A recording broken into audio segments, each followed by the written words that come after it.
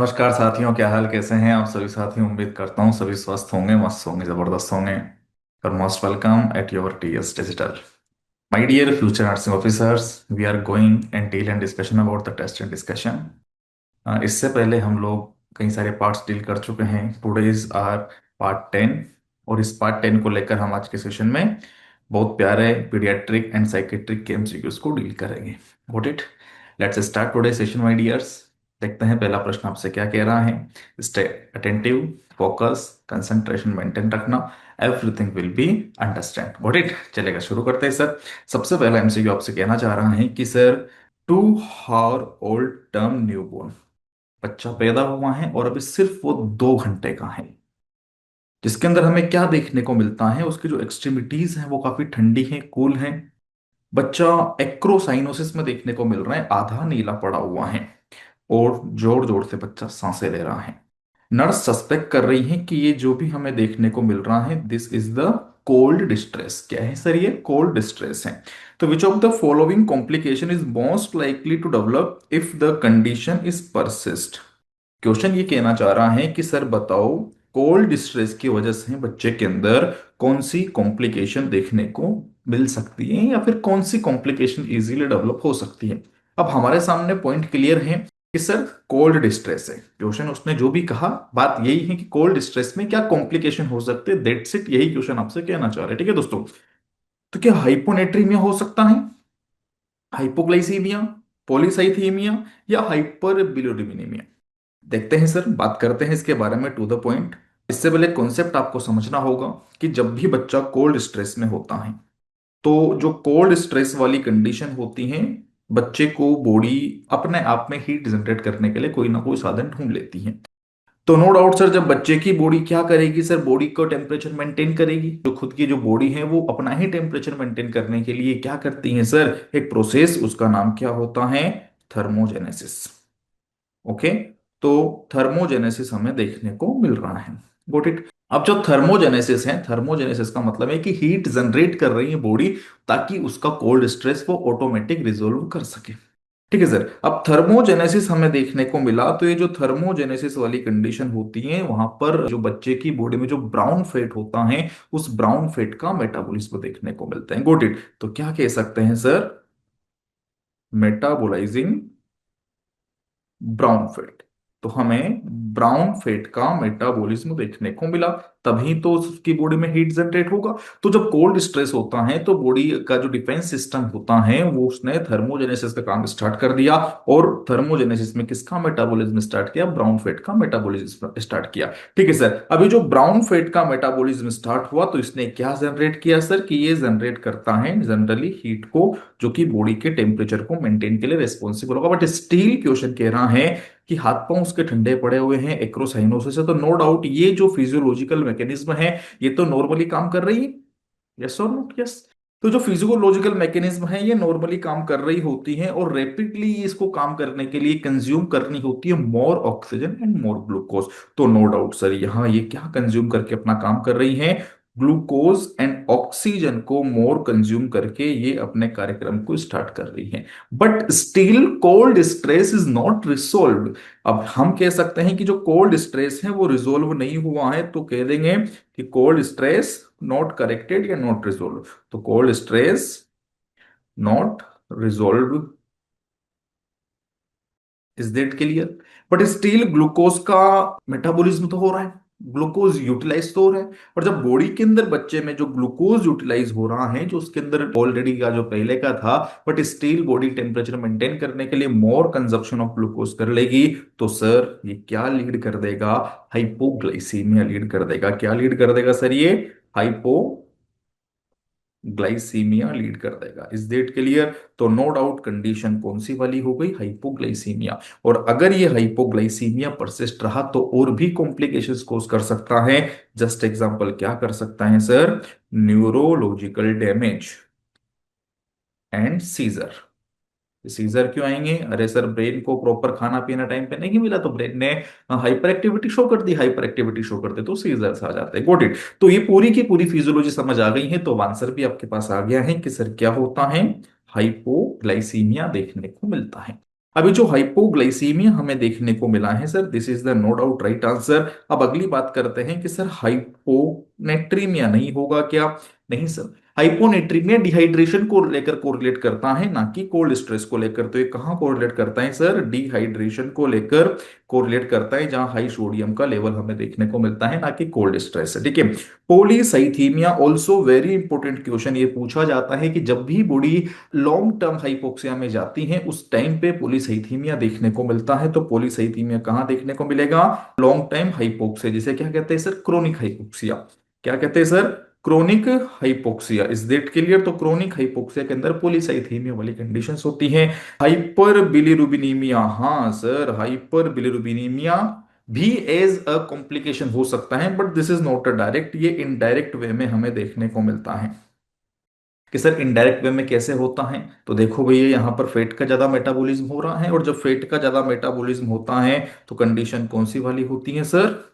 Acidosis वाली होती है। अरे यस और नोट यस, जो कि बिलिरुबिन को डिस्प्लेस कर देती है एल्बुमिन से। ओके, काफी टफ इसका कॉम्प्लिकेशन, काफी टफ इसकी मैकेनिज्म होती है, तो हमें वो नहीं अंडरस्टैंड करनी है। बस सिर्फ इतना सा हल्का सा इंफॉर्मेशन दे रहा हूं कि हाइपर बिलिरुबिनीमिया भी एज इनडायरेक्ट वे में देखने को मिल सकता है, बिकॉज यहाँ पर हमें पता है कि कंडीशन कौन सी वाली होती है। कंडीशन में फैट का मेटाबॉलिज्म हो रहा है, दैट्स वाई एसिडोसिस ज्यादा हो जाता है। और जब एसिडोसिस ज्यादा होता है तो उस कंडीशन में वो डिस्प्लेस क्या करता है सर? बिलिरुबिन को एल्बुमिन में डिस्प्लेस कर देगा।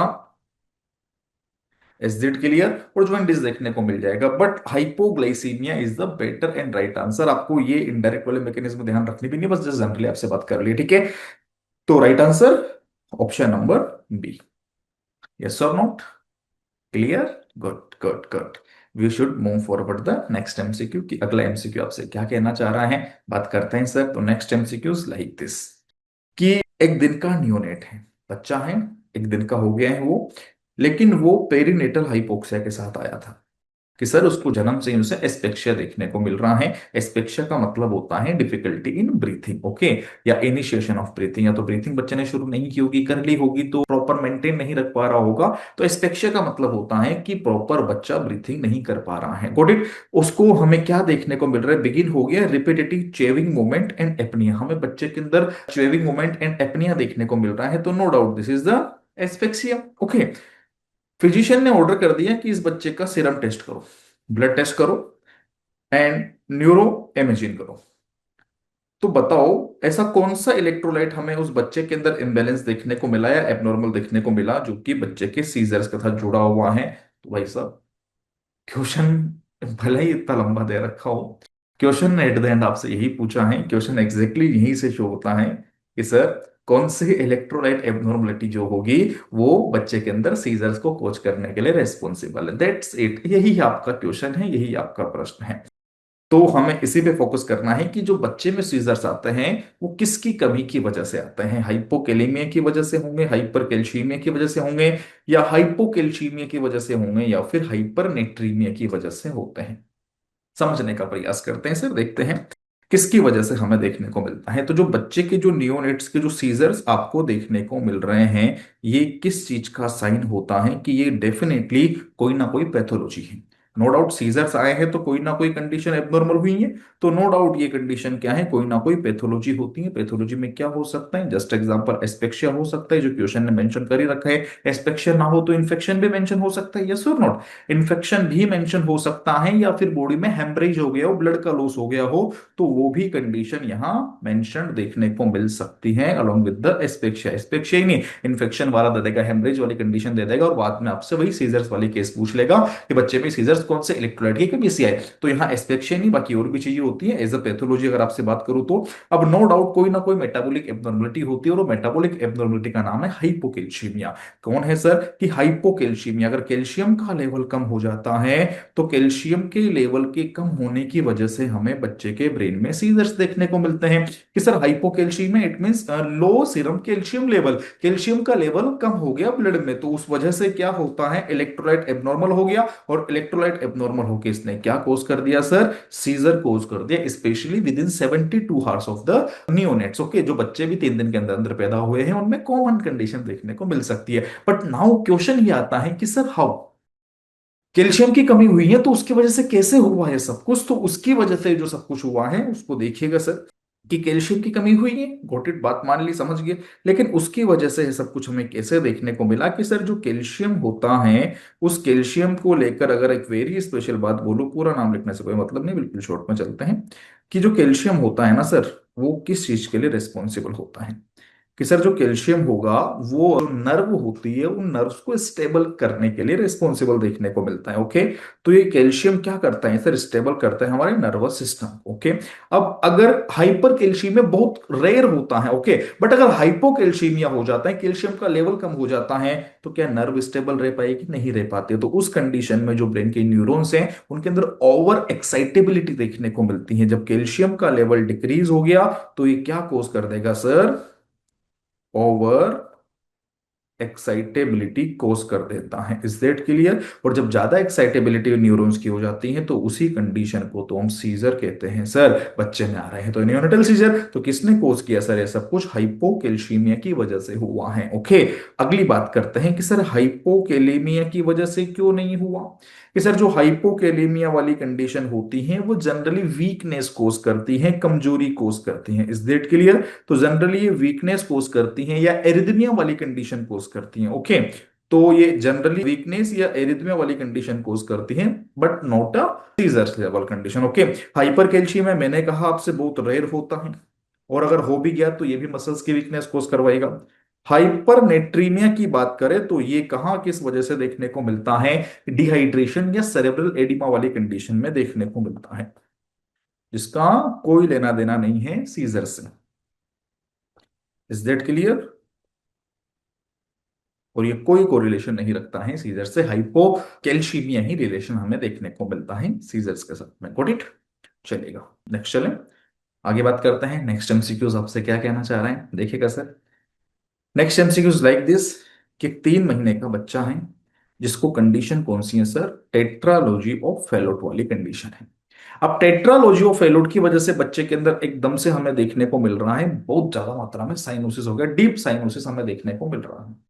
और जो बच्चा है वो इरिटेट हो रहा है ड्यूरिंग फीडिंग, तो फीडिंग कर रहा है तो फीडिंग के दौरान वो इरिटेबल देखने को मिल रहा है, बिकॉज प्रॉपर ऑक्सीजन नहीं पहुंच रहा बॉडी में, साइनोसिस है, तो नो डाउट वो इरिटेबिलिटी में कोज करेगा। तो बताओ इस कंडीशन में इमीडिएट नर्सिंग एक्शन क्या होगा। प्रश्न ने सिर्फ आपसे क्या पूछा है, इमीडिएट नर्सिंग इंटरवेंशन। इंटरवेंशन मतलब आप क्या करोगे, कब, immediate, it means on the spot, being a nurse what will be your responsibility sir. तो एडमिनिस्टर करेंगे आईवी फ्लूइड को, एकदम से लगा दें, नी chest position, prepare emergency surgery, या कंप्रेस करेंगे, सीपीआर देंगे, दैट्स इट। ओके, तो चलेगा, बात करते हैं सर कि सर हम क्या उस बच्चे को आईवी फ्लूइड नहीं लगा सकते क्या, बिकॉज उसको तो साइनोसिस हो रखा है, फ्लूइड के थ्रू ऑक्सीजन चली जाएगी, अब ब्लड चला जाएगा, ब्लड से ऑक्सीजन चली जाएगी, कर सकते हैं क्या, नहीं, बकवास है सर। ये काम करने भी जाओगे तो टाइम टेकिंग होगा, ड्रग लाओगे, लगाओगे। इमीडिएट पूछे क्वेश्चन है, क्वेश्चन ने क्या पूछा आपसे, इमीडिएट पूछा है। और अगर आप आईवी फ्लूइड देने जाओगे तो ये सेकेंडरी स्टेप होगी, पहले हमारा जो प्राइमरी काम होगा ये इमीडिएट में नहीं आता है। अगर हमारे पास में गोल्ड है तो भैया हम सिल्वर का क्या करेंगे, यस और नॉट। तो आईवी इज अ सिल्वर, हमें गोल्ड चाहिए और गोल्ड हमारे पास है, ढूंढने की बारी है बस, ठीक है। तो हम ये काम नहीं करेंगे। तो बच्चे को नी चेस्ट पोजीशन देंगे, yes sir, knee chest position is the best, because क्योंकि यहां बच्चे को क्या है, साइनोसिस, डीप साइनोसिस, इसे क्या कहते हैं sir, tet spell, tet spells episode. और जो टेट स्पेल्स एपिसोड होता है वहां पर क्या देखने को मिलता है कि जो एपिसोड्स होते हैं इसे हाइपर साइनोटिक एपिसोड के नाम से भी जानते हैं। हाइपर साइनोटिक एपिसोड के नाम से भी हम इसे डिनोट कर सकते हैं या जानते हैं। हाइपर साइनोटिक एपिसोड देखने को मिल रहा है तो this is a life threatening condition, organ damage हो सकते हैं और उस बच्चे की मौत हो सकती है, डेथ हो सकती है। और ये क्या होता है सर, एज अ कॉम्प्लिकेशन देखने को मिलता है हमें, किसका, टेट्रालॉजी ऑफ फेलोट का एक कॉम्प्लिकेशन होता है। तो इसके लिए हम जो पोजीशन देते हैं, this is the knee chest position, जो कि नॉन फार्मेकोलॉजिकल प्रायोरिटी होती है। कोई गोली दवा तो है नहीं जो उससे काम चला लेंगे। तो पहला, अगर हमारे पास में बिना गोली दवा से काम हो रहा है तो क्या जरूरत है एवेफ्लू लगाने की सर। तो ये नी chest position non pharmacological priority and immediate management होता है। अब सवाल यहां ये आता है कि ये पोजीशन काम किस तरह से करती है, कैसे ये साइनोसिस को ठीक कर देती है, फंक्शन फिजियोलॉजी को समझना बेहद जरूरी होगा। तो सुनिएगा सर, जैसे ही आपने बच्चे को नी चेस्ट पोजीशन में रखा, तो नी चेस्ट पोजीशन में रखने के बाद ये जो पोजीशन होती है ये इंक्रीज कर देगी सिस्टेमिक वेस्कुलर रेजिस्टेंस को। इसको सर सिस्टेमिक वेस्कुलर रेजिस्टेंस को ये इंक्रीज कर देती हैं। इस डेट के लिए और आफ्टर डेट ये क्या, ये जो पोजीशन है इसने सिस्टेमिक वेस्कुलर रेजिस्टेंस को इंक्रीज तो कर दिया, साथ ही साथ इसने जो फीमोरल आर्टरी होती हैं उस फीमोरल आर्टरी, जो पैर की आर्टरी है उस फीमोरल आर्टरी को इसने कंप्रेस कर दिया नी चेस्ट पोजीशन में। ओके। और जब फेमोरल आर्टरी कंप्रेस हो जाती हैं तो ये किस चीज को फोर्स करती हैं कि ज्यादा मात्रा में ब्लड जा सके पल्मोनरी सर्कुलेशन में। ओके। तो फीमोरल आर्टरी जब कंप्रेस हो जाएगी तो दैट विल लीड या फोर्स मोर ब्लड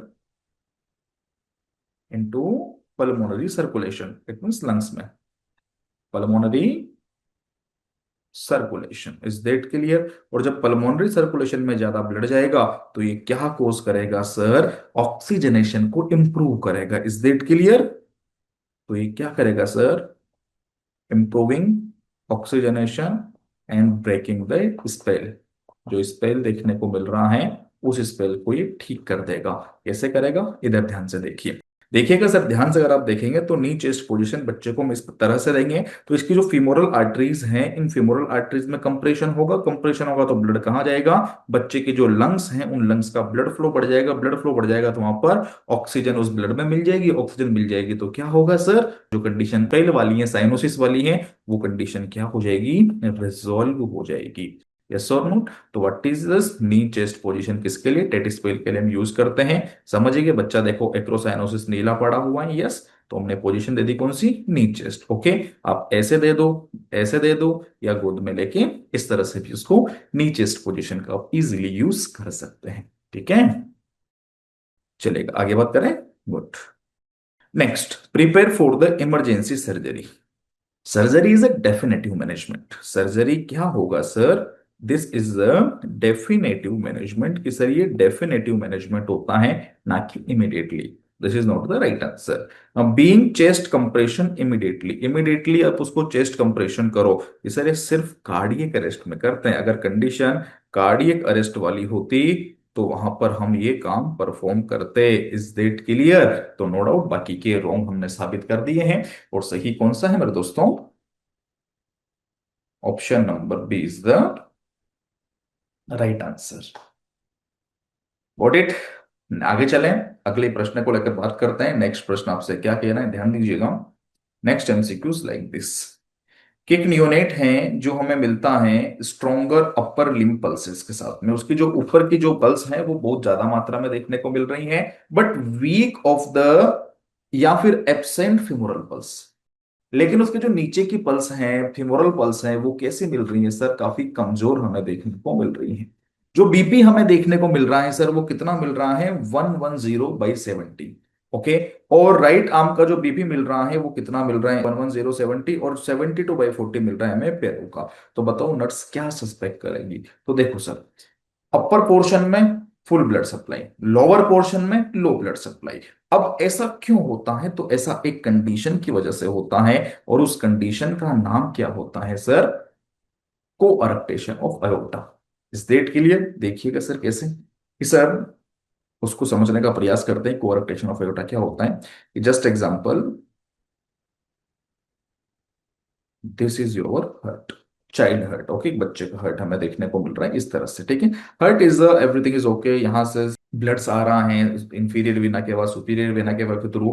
यहाँ से जो ब्लड है वो पल्मोनरी आर्टरी के थ्रू कहाँ जा रहा है सर, लंग्स में जा रहा है। Is that clear? वापस से लंग्स से ब्लड आ रहा है पल्मोनरी वेन के थ्रू और यहाँ से अब समझने वाली बात होगी कि यहाँ से निकलता है कौन, अयोटा। कौन निकलता है सर, अयोटा। तो ये जो अयोटा निकल रहा है इसमें अगर आप देखेंगे इस अयोटा को तो aorta, just example this is my heart. Okay. अब यहां से जब अयोटा निकल रहा है तो अयोटा पहले हार्ट के ऊपर की तरफ जा रहा है, उसके बाद वो नीचे की तरफ जा रहा है। Is that clear? तो देखो ascending aorta, descending aorta, arch of aorta.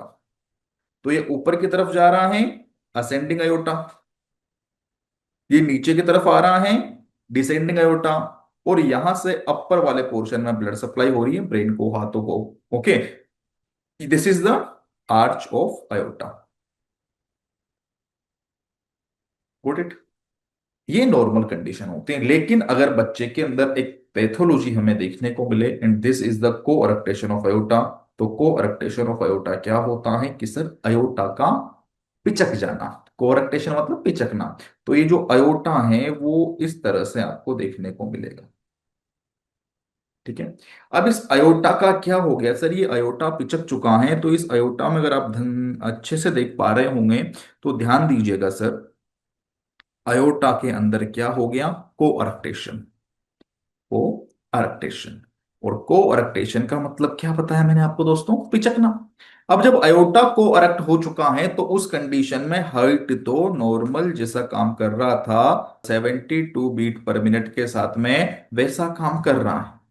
Blood आ रहा है और ब्लड को वो ऊपर की तरफ भेज रहा है। लेकिन जब यहां ऑब्स्ट्रक्शन आ गया सर, तो क्या प्रॉपर ब्लड नीचे की तरफ जा पाएगा, नहीं जा पाएगा। जस्ट एग्जांपल, छोटा सा एग्जांपल लेते हैं कि हार्ट ने 100 ml ब्लड पंप किया।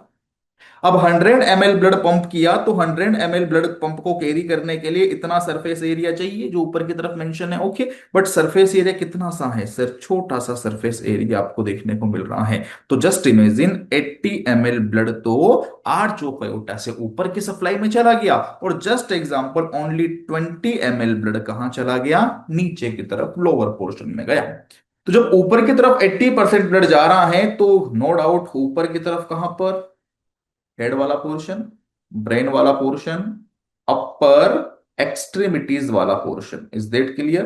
अपर एक्सट्रीमिटीज वाला पोर्शन। तो इस एक्सट्रीमिटीज वाले पोर्शन के अंदर क्या देखने को मिल रहा है सर हमें, हाई ब्लड प्रेशर। क्यों है हाई ब्लड प्रेशर, पूरी फिजियोलॉजी समझा चुका हूं, पैथोलॉजी अंडरस्टैंड कर चुके होंगे आप, ओके। नॉर्मल क्या होना चाहिए था और क्या हो गया है। तो हाई ब्लड प्रेशर क्यों है, क्योंकि ब्लड की सप्लाई ऊपर के पोर्शन में ज्यादा है, ओके। और नीचे की तरफ बात करें, लोअर पोर्शन में बात करें, तो कंडीशन कौन सी है सर, लोअर जो एक्सट्रीमिटीज हैं या जो लोअर पोर्शन है वहां पर हमें बीपी क्या मिल रहा है, बहुत कम मिल रहा है सर। क्यों मिल रहा है, क्योंकि ब्लड ही 20 ml नीचे की तरफ जा रहा है। क्यों जा रहा है, कोरेक्टेशन हो गया सर। दैट्स वाई क्वेश्चन ने आपसे जो कहा था, क्वेश्चन ने क्या कहा कि strong upper limb pulse. Upper limb में जब पल्स चेक कर रहे हैं तो बिल्कुल धक धक धक धक धक धक धक धक धड़क रही है, पल्स प्रॉपर फील हो रही है। लेकिन जैसे ही नीचे पैर में जा रहे हैं पल्स ही फील नहीं हो रही है, पल्स ही फील नहीं हो रही है, एब्सेंट एफिमोरल पल्स। ऊपर का बीपी 110/70 है और नीचे का बीपी 72.40, बहुत कम ब्लड प्रेशर देखने को मिल रहा है पैरों में। तो ये कंडीशन कौन सी होती है sir, this is the coarctation of aorta। Hope so everyone understand.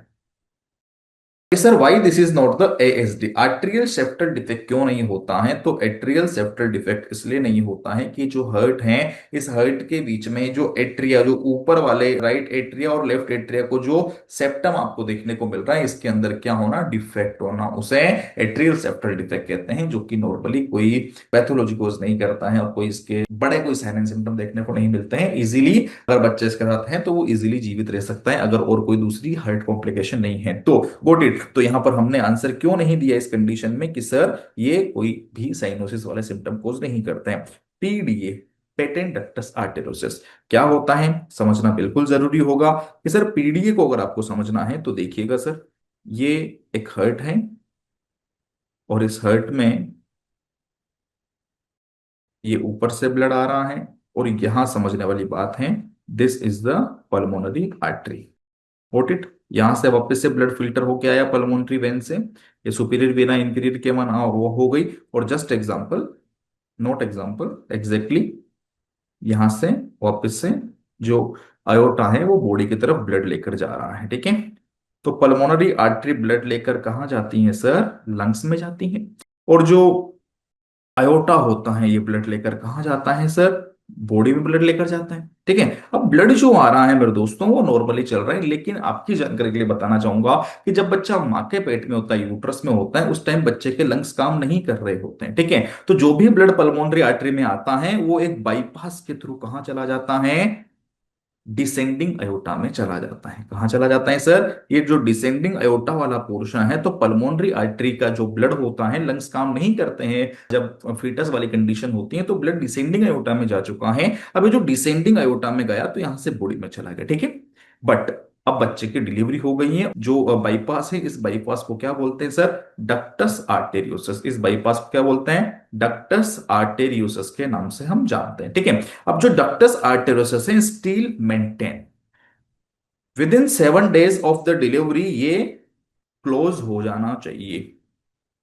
But अगर ये क्लोज नहीं होता है और ये ओपन रहता है तो इस कंडीशन को कहते हैं पेटेंट डक्टस आर्टेरियोसिस। जो अगर कोई भी किसी प्रकार की और हर डिजीज नहीं है तो ये भी कोई बड़ी कॉमन कंडीशन लीड नहीं करता है, तो इसके लिए क्या करते हैं, इसको बीच में से लाइगेट कर देते हैं। इसका इलाज यही होता है। अगर काम नहीं हुआ तो प्रोस्टाग्लैंडिन थेरेपी देते हैं, क्योंकि ये जो डक्टस आर्टेरियोसिस होता है ये प्रोस्टाग्लैंडिन की वजह से ही मेंटेन होता है, तो प्रोस्टाग्लैंडिन दे देंगे इसको ब्लॉक करने के लिए, ठीक है। तो ये आंसर होगा, ये भी नहीं होगा। क्यों नहीं होगा, क्योंकि जो क्वेश्चन ने कहा वो कोई मैच नहीं कर रहा है। Next is the trunks arteriosus. What is the trunks arteriosus? बहुत सारे साथियों ने हो सकता है पहली बार नाम सुना हो, तो सुनिएगा सर। जो पल्मोनरी आर्टरी होती हैं, पल्मोनरी आर्टरी एंड जो अयोटा होता है, they are not separated. They are, हाँ बिल्कुल, दे आर नॉट सेपरेटेड। ये सेपरेट नहीं होते हैं, उस कंडीशन को ट्रंकस आर्टेरियोसिस कहते हैं। आप बोलोगे सर जुड़े हुए कब तो जो सेपरेट होंगे, इधर ध्यान से देखो, ठीक है।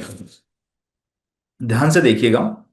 नॉर्मली हर्ट में क्या होता है कि नॉर्मल हर्ट के अंदर अगर आप देखोगे यहां पर तरीके से, तो this is the pulmonary trunk.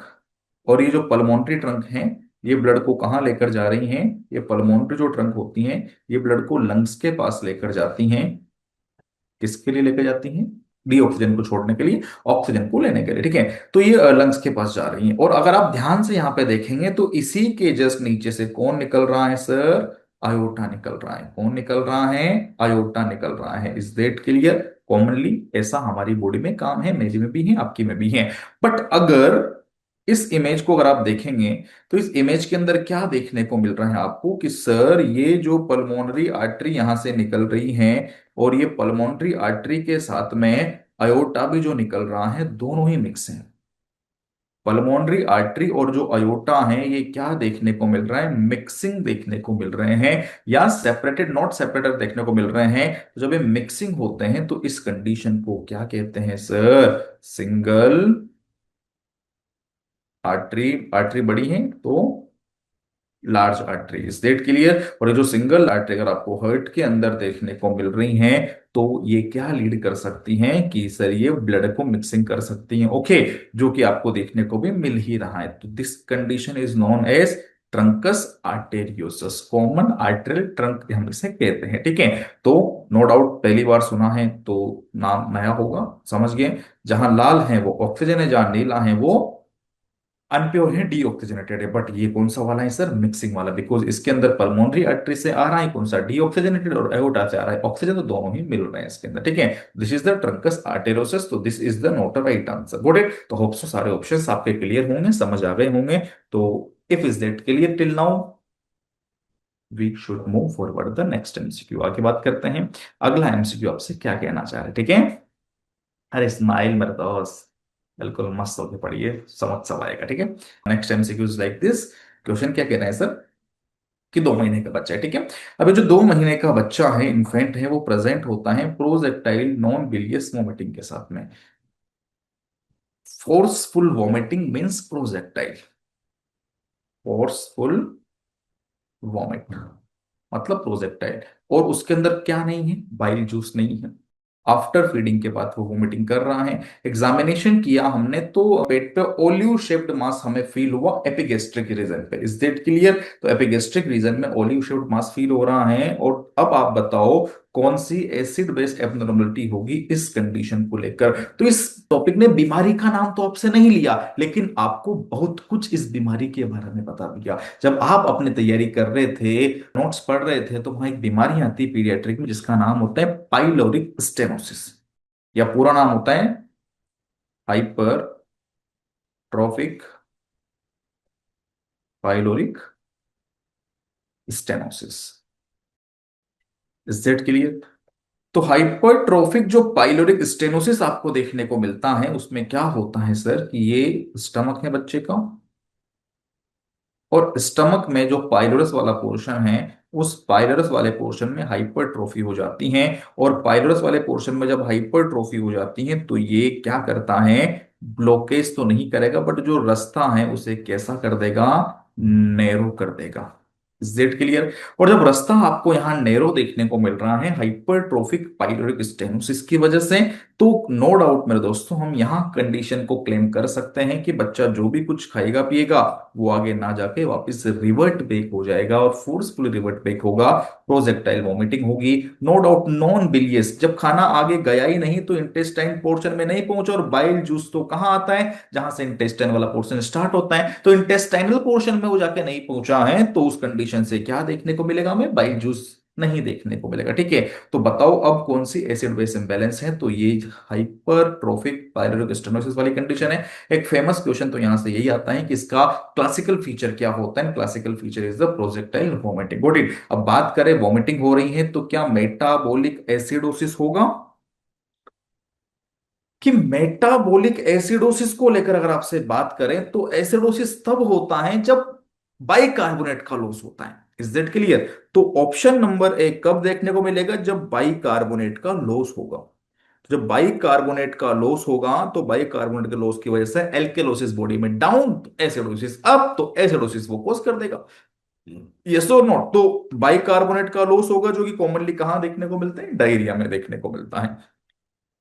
Commonly कहां मिलता है, सिर्फ डायरिया वाली कंडीशन में देखने को मिलता है, या फिर डीकेए वाली कंडीशन में देखने को मिलता है, डायबिटिक कीटो एसिडोसिस, या लैक्टिक एसिडोसिस वाली कंडीशन में देखने को मिलता है। Is that clear. या लैक्टिक एसिडोसिस वाली कंडीशन में देखने को मिलता है क्या, मेटाबॉलिक एसिडोसिस। तो this is not the right answer. Next, respiratory alkalosis होगा सर, नहीं। क्यों नहीं होगा, क्योंकि सर ये हाइपर वेंटिलेशन की वजह से देखने को मिलता है। तो ये कब मिलता है सर, हाइपर वेंटिलेशन, ना कि वॉमिटिंग की वजह से। Is that clear. Next, metabolic alkalosis with hypochromia. हाँ सर हो सकता है। कि सर कैसे हो सकता है, तो ध्यान दीजिएगा सर, यहाँ पर बार बार बॉडी से वॉमिटिंग हो रही है। वॉमिटिंग कहाँ से हो रही है, स्टमक से, और स्टमक में एक एसिड होता है जिसका नाम होता है HCl। तो नो डाउट सर जब बार बार वॉमिटिंग होगी तो हमें लॉस ऑफ HCl देखने को मिलेगा। यस और नो।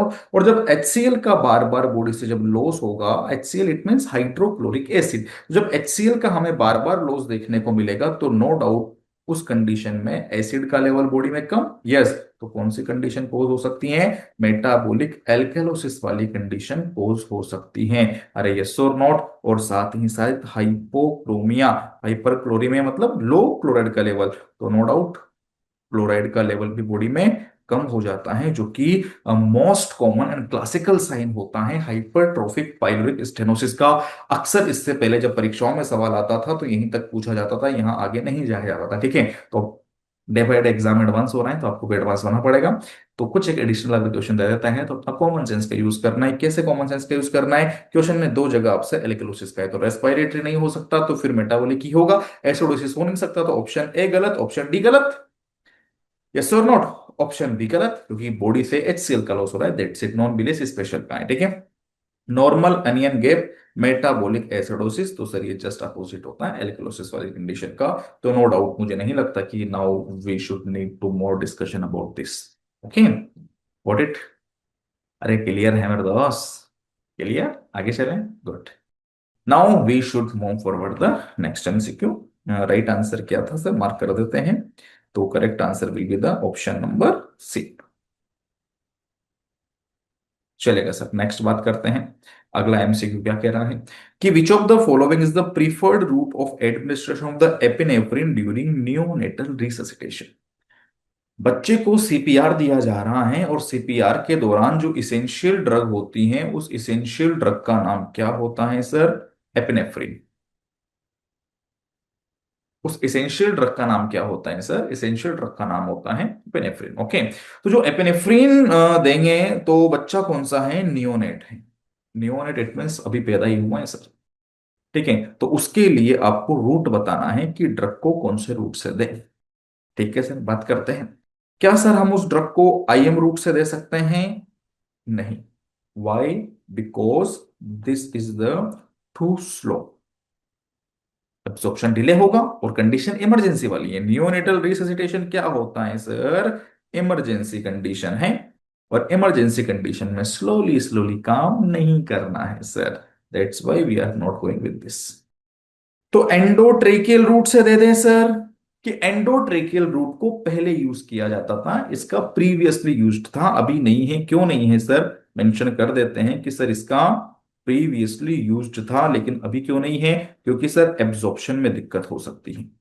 एब्जॉर्प्शन में दिक्कत हो सकती है, एब्जॉर्प्शन अनरिलायबल होता है कि सर होगा भी या नहीं होगा, वी हैव नो आइडिया, या अनप्रेडिक्टेबल होता है, या अनप्रेडिक्टेबल होता है, हमें नहीं पता होता है इसके बारे में कि एब्जॉर्प्शन होगा या नहीं होगा लंग्स से। अब बच्चे के लंग्स में कोई दिक्कत होगी नहीं होने, गुड इट, तो 80 से नहीं देंगे। तो क्या सर अम्लाइकल वीनस कैथेटर से देंगे? हाँ, डेफिनेटली सर। हम किससे देने वाले हैं? अम्लाइकल वीनस कैथेटर से देने वाले हैं। कि अम्लाइकस वीनस कैथेटर से क्यों देंगे? कि सर हम जो सीपीआर है वो कब यूज करते हैं? जब fetus heart rate less than 60 beat per minute चली जाए। तो लेस देन जब 60 beat per minute heart rate है तो वहां पर हमने सीपीआर स्टार्ट कर दिया। और जैसा कि मैंने कहा, एपिनेफ्रीन को हम कैसे देते हैं? आईवी देते हैं। कि सर एपिनेफ्रीन, नहीं कहा तो सुन लो, एपिनेफ्रीन को हम कौन से रूट से देंगे? आईवी रूट से देना प्रीफर करते हैं। और आईवी रूट के लिए कौन सा रूट होगा? Venus catheter. कहां पे लगा दो? अम्लाइकस में लगा दो, इजीली एक्सेसिबल होगा, लेस पेनफुल होगा बच्चे के लिए, ठीक है। तो आपने इजीली एक्सेस कर दिया वीनस कैथेटर का, और वीनस कैथेटर में आपने इसको लगा दिया, क्योंकि ये डायरेक्ट, इसका रास्ता कहां जा रहा है सर? तो इसका रास्ता सीधा हार्ट के पास जा रहा है, ठीक है। तो सेंट्रल सर्कुलेशन में जाकर क्या कर देगा ये? इस ड्रग को पुट कर देगा, और ड्रग इजीली अपने प्रीफर्ड लोकेशन पे जाके अपना एक्शन को स्टार्ट कर देगी। क्योंकि जो वेन है अम्लाइकस, जो अम्लाइकल वेन है, ये अम्लाइकल वेन किससे कनेक्टेड होती है सर? इंफीरियर वीना केवा से कनेक्ट होती है। और इंफीरियर वीना केवा कहाँ जाएगा सर? डायरेक्ट वो राइट एट्रियम में जाएगा, राइट एट्रियम राइट वेंट्रिकल में जाएगा, यहां से पल्मोनरी आर्टरी लंग्स में जाएगी, वापस से हार्ट में आएगा, और हार्ट में आके बॉडी में सप्लाई कर दिया जाएगा। Yes or not? Yes. That's why we are going with the umbilical venous catheter. Got it? Sir, why we are not going the intraosseous, sir? This is viable alternative. Okay?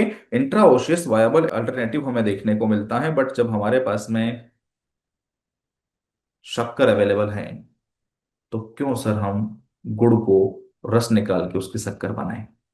Yes. कहने का मतलब ये आ रहा है इस example से है कि सर जब हमारे पास में सीधी वेन हमें मिल रही है जो प्रीफर्ड रूट है, तो कहाँ बच्चे की हड्डी के अंदर जाके हम उस इंजेक्शन को लगाएं? ओके, तो दिस इज द अल्टरनेटिव हो सकता है ये, ना कि वेनस कैथेटर है, तो हम उसी को प्रीफर करेंगे, ठीक है। तो right answer will be the in this case in this condition option number C is the right answer. Good it everyone, understand? अरे स्माइल यार, good. Now we should be move forward the next MCQ. And next MCQ क्या कहना चाह रहा है आपसे? ध्यान दीजिएगा मेरे दोस्तों। Next MCQ is like this, कि एक फुल टर्म न्यूबॉर्न है जो डिलीवर हुआ है म्यूकोनियम स्टैंड एमनियोटिक फ्लूइड के साथ में। इट मींस बच्चे ने अपनी जो पोटी है वो ऑलरेडी पास कर चुका है, और ये टर्म है, लेकिन 40 या 41 वीक पे इसकी डिलीवरी हुई है। बट तब तक ये बच्चा अपने म्यूकोनियम को क्या कर चुका है? पास कर चुका है, ठीक है। तो बच्चा अपने म्यूकोनियम को पास कर चुका है, और बच्चा जब पैदा हुआ तो वो नॉन वाइग्रस, इट मींस ओवरटोन और नॉट ब्रीथिंग के साथ में बच्चा पैदा हुआ है। नो डाउट उसने एमनियोटिक फ्लूइड को एस्पिरेशन कर लिया हो, तो ये कंडीशन कौन सी? मेकोनियम एस्पिरेटरी सिंड्रोम वाली हो सकती है। Is that clear? क्योंकि जब सांस नहीं ले रहा, ओवरटोन है, तो मेकोनियम एस्पिरेटरी सिंड्रोम वाली कंडीशन हो सकती है। तो what is the immediate next step? तो ऐसे केस कैसी कंडीशन में इमीडिएट नेक्स्ट स्टेप क्या होगा मेरे दोस्तों? तो परफॉर्म करेंगे ट्रेकियल सक्शन का, ड्राई एंड स्टिमुलेट करेंगे बेबी को, beginning positive pressure ventilation with bag and mask, या इंटुबेट करेंगे एंड प्रोवाइड करेंगे मैकेनिकल वेंटिलेशन को। तो ध्यान दीजिएगा मेरे दोस्तों, यहां पर स्टेप बाय स्टेप हम बात करते हैं, ठीक है। स्टेप बाय स्टेप चलते हैं चीजों को और इजीली अंडरस्टैंड करने के लिए। सबसे पहला ऑप्शन है ट्रेकियल सक्शनिंग। क्या ट्रेकियल सक्शनिंग का यूज करेंगे? कि सर ट्रेकियल सक्शनिंग का यूज तभी करते हैं जब एयरवे क्लियर हो। Is that clear? तो कब यूज करते हैं इसका? कि सर एयरवे क्लियरली हो, तो ट्रेकियल सक्शनिंग का यूज करेंगे। ट्रेकियल सक्शनिंग का यूज हम तभी करते हैं सर जब क्लियरली एयरवे ऑब्स्ट्रक्टेड हो। Is that clear? तो इसका यूज कब करते? क्वेश्चन ने हमसे नहीं कहा कि उसका एयरवे ऑब्स्ट्रक्ट है, क्वेश्चन ने सिर्फ ये कहा बच्चा ब्रीथिंग नहीं कर रहा है, ठीक है। मेकोनियम हमें उसके फ्लूइड में मिला है, ठीक है। क्वेश्चन ने हमसे ये नहीं कहा कि बच्चे का एयरवे ऑब्स्ट्रक्शन हमें देखने को मिल रहा है, हमें सिर्फ एक आइडिया लगाया कि मेकोनियम एस्पिरेटरी सिंड्रोम हो सकता है, बच्चा एस्पिरेट कर गया हो, ठीक है। तो इस कंडीशन में ट्रेकियल सक्शनिंग का यूज कब करते हैं? जब एयरवे ऑब्स्ट्रक्ट हो। Is that clear? तो एयरवे इज क्लियरली ऑब्स्ट्रक्टेड या पॉजिटिव प्रेशर वेंटिलेशन फेल हो जाए, या fail positive pressure ventilation due to obstruction, due to obstruction. Is that clear? तो नो डाउट ऐसा कुछ क्वेश्चन नहीं है, तुम सीधा उस पे आंसर पे नहीं जाएंगे। Dry and stimulate the baby, तो सर ये काम तो पहले भी कर चुके हूँ। ड्राई करना, स्टिमुलेट करना बेबी को, तो ये तो इनिशियल स्टेप का पार्ट है sir, they are the part of the initial step.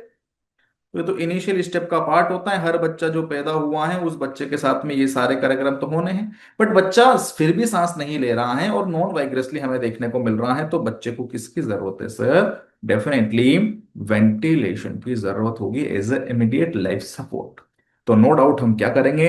Positive pressure ventilation with bag and mask का यूज करेंगे, और प्रिफरेबल हम ऑप्शन नंबर सी की तरफ पढ़ेंगे, क्योंकि according to the latest neonatal resuscitation program या लेटेस्ट गाइडलाइन के अकॉर्डिंग अगर मैं आपसे बात करूं, लेटेस्ट गाइडलाइन के अकॉर्डिंग अगर मैं आपसे बात करूं कि अगर बच्चा म्यूकोनियम स्टेन एमनियोटिक फ्लूइड से बाहर निकलता है, ओके, नई गाइडलाइन की बात कर रहा हूं मैं आपसे, अगर नई गाइडलाइन के अकॉर्डिंग अपन बात करते हैं, तो जो बेबी का जो बोर्न है वो किससे हुआ? म्यूकोनियम स्टेन फ्लूइड, शॉर्ट में लिख रहा हूं स्पेस का में, ठीक है। म्यूकोनियम स्टेन फ्लूइड के साथ में बच्चा पैदा होता है और बच्चा नॉन वाइग्रस है, इट मीन वो नॉन ब्रीथिंग और पुअर टोन वाला देखने को मिल रहा है। तो उस कंडीशन में सबसे पहले हम क्या करेंगे सर? सबसे पहले positive pressure ventilation, positive pressure ventilation का यूज करने वाला है। Is that clear?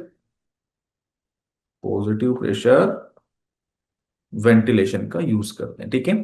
तो सबसे पहले हमने पॉजिटिव प्रेशर का यूज किया। ट्रेकियल जो सक्शन थी वो अब इसके लिए यूज नहीं करते हैं, क्योंकि इसके लिए कह दिए कि अगर एयरवे क्लियरली ऑब्स्ट्रक्ट होगा तो ही हम इस काम को करेंगे। तो as soon as possible positive pressure ventilation करेंगे, जो कि स्टेबलिश करेगा उसके एयरवे को। अदरवाइज ये क्रूशियल हो सकता है फॉर फ्यूचर, अगर आपने ऑन द स्पॉट वेंटिलेशन नहीं किया तो बच्चा रेस्पिरेशन नहीं करेगा, बच्चे की मौत भी हो सकती है, ठीक है। तो हमने option number C is the right in this case, okay.